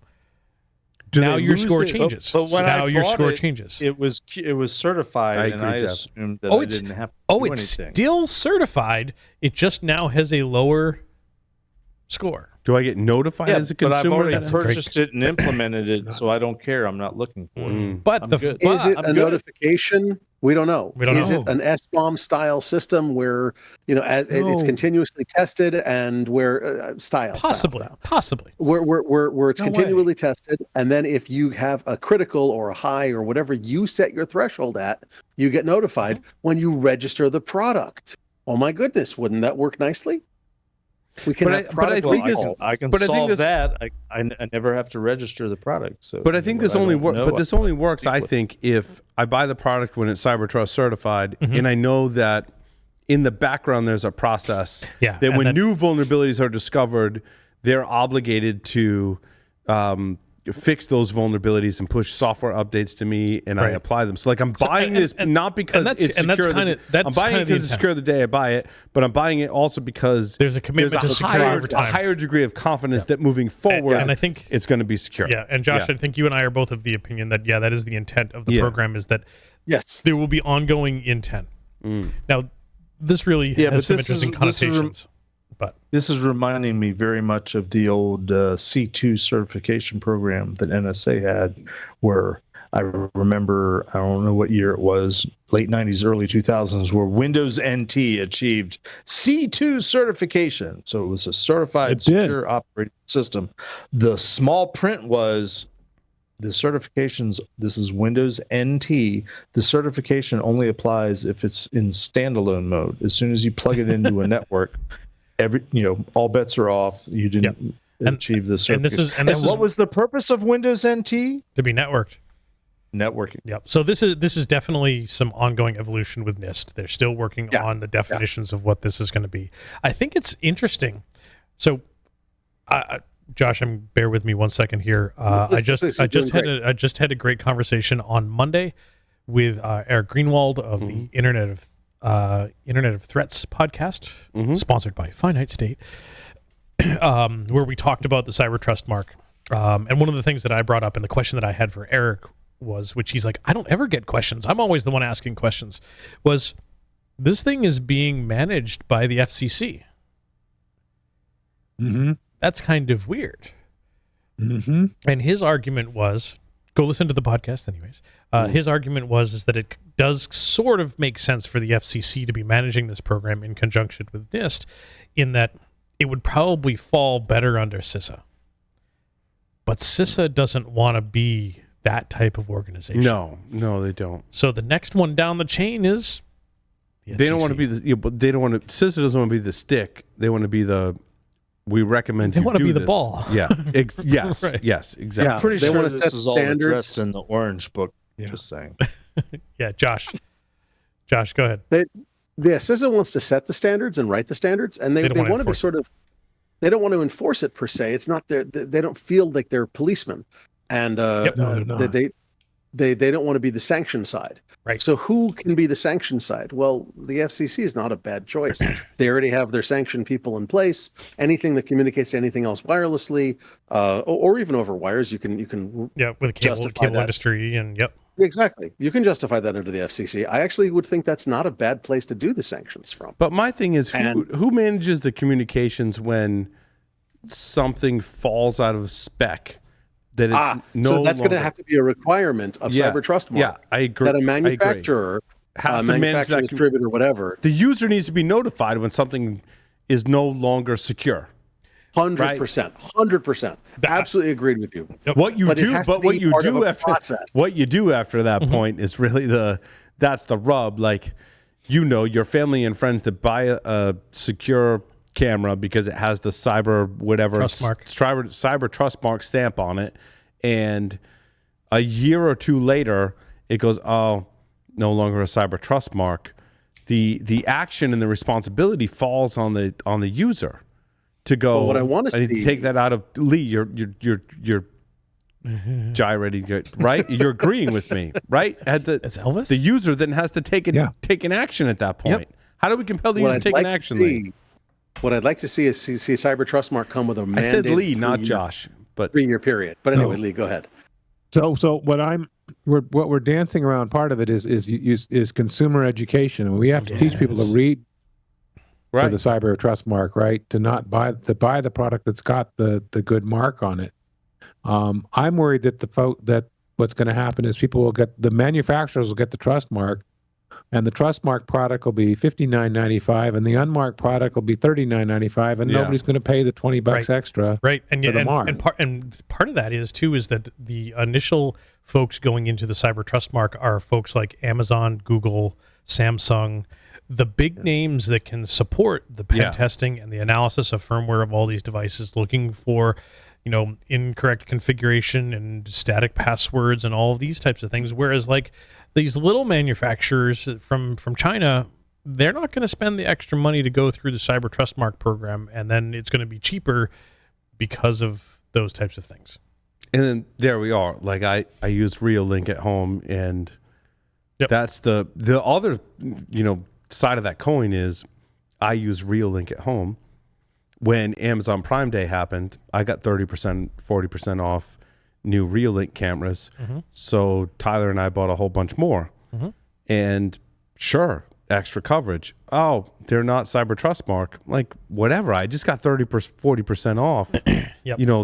Those devices. Like, who cares? Like, I don't know. We're also anomalies in that we're like, I chose that system because it has a certain feature set, but also privacy, like it doesn't talk to the cloud, kind of thing. Like there's a whole architecture decision that went into selecting that. So I think the one thing that Lee touched on was it comes about user education. Yeah, and I am personally afraid, and in the first take of the podcast with Eric, the Internet of Threats podcast by Finite State, we did a recording and power went out and we lost the recording. And in the initial take that left on the cutting room floor was a discussion around the cutting room floor. Yeah, exactly. Yeah. I've been there, dude.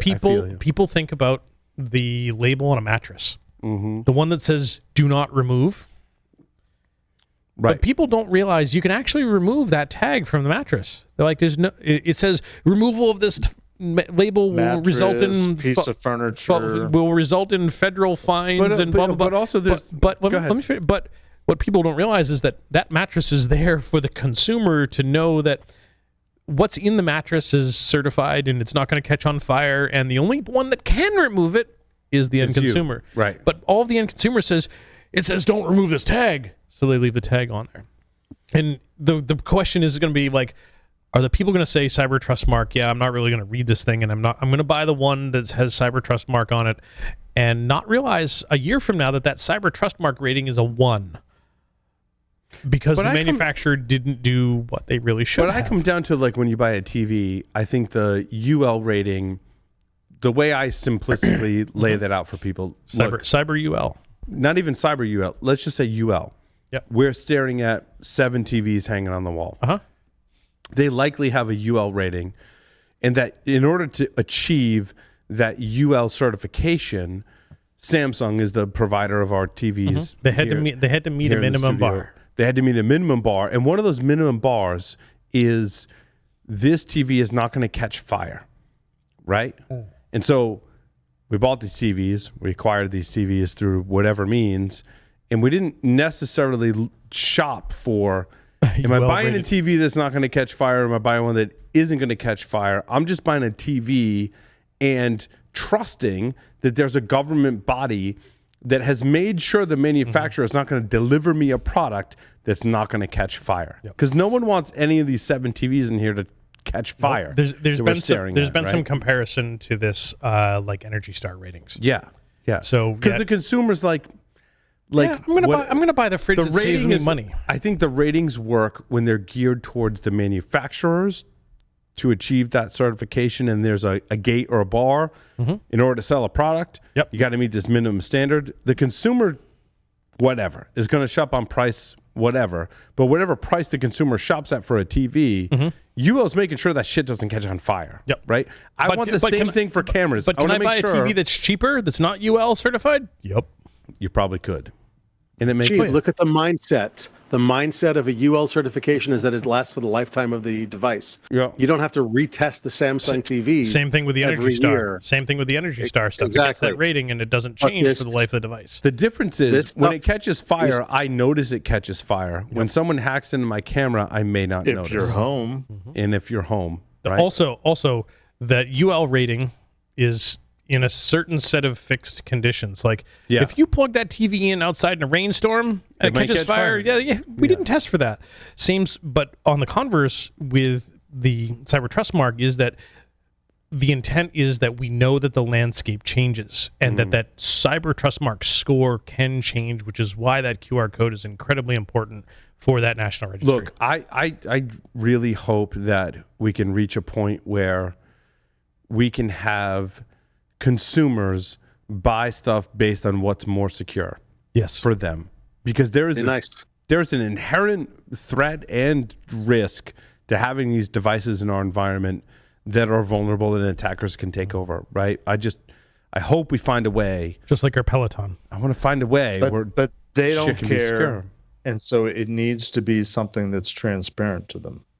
Correct, Jeff. It has to, I think that's my point. Whatever certification body's got to have other things in mind, and the consumer, and it could be and this includes the enterprise. And I joke doesn't care about. I joke about the Peloton thing because like we were talking about how much the Peloton thing was FUD, and this ties into some of that. The initial stab by NIST, FCC, and this program is to target high-risk devices such as consumer routers, Wi-Fi access points, and industrial control system devices. And Peloton. Nope, no Peloton. No Peloton. No Peloton. and was the other one there's too? Literally millions of devices that fall outside of that scope. You think about cameras and Sonos systems and all the stuff in your... The interesting one that we picked up on was like, hey, like, the intent is that the consumer has a choice in which they can buy. And if we're including ICS like a power meter, the consumer doesn't have a choice. Right. But there is a consumer that does have a choice, and that's the energy provider. Also, with the explosion of solar, consumers can start to have a choice as to which device they choose and which rating and which track record. Because I think about all of the converters and the inverters that we put in for our solar system. Fire is a concern. There was actually 2 choices for connected devices depending on which way we went. And I might have chosen differently if one of them had a Cyber Trust Mark and one of them did not. Agree. So you would have. You might have. Most people may not. How many other people wouldn't? They choose what's cheaper. Yep. Paul, wrap this up. Yeah, we need to wrap this up. Please. I'm happy we got our Cyber Trust Mark stuff in. I think that I'd argue that should be the last one. Don't do one more story. No, don't do one more. I think that was the one more. Well, I think there was one I wanted to just mention on the way out, which was the best one I want to mention on the way out. It is it IoT? Maybe it's AI for firmware reversing. Yes, I saw this. Have you heard of Amoeba? Emba? Emba is a firmware reverse engineering framework. They recently added AI. Yep, I just saw this. AI solves everyone's problems, Jeff, right? Yep. It does. I actually opened this. It's open on a tab on my work laptop. Yeah. So, I did see That's this. a good one. I sleep better at night knowing that AI is in control. It's not in control. It's just we did have tool. Also my story number 5, make sure you read Exploiting Microtik Router OS based on our conversation we had just now. Kind of speaks to... Lee had that story as well. Yeah, some of that threat. So, well, and I'd also like to highlight my story number 4. Which was? I don't have any stories, Paul. Oh, okay. Never mind. I was like, I got to refresh. Oh, Jeff doesn't have any stories. On that note, thank you everyone for listening and watching this edition of Paul's Security Weekly. Larry, take us out. Over and out. Cyber Trust Mark. Yay.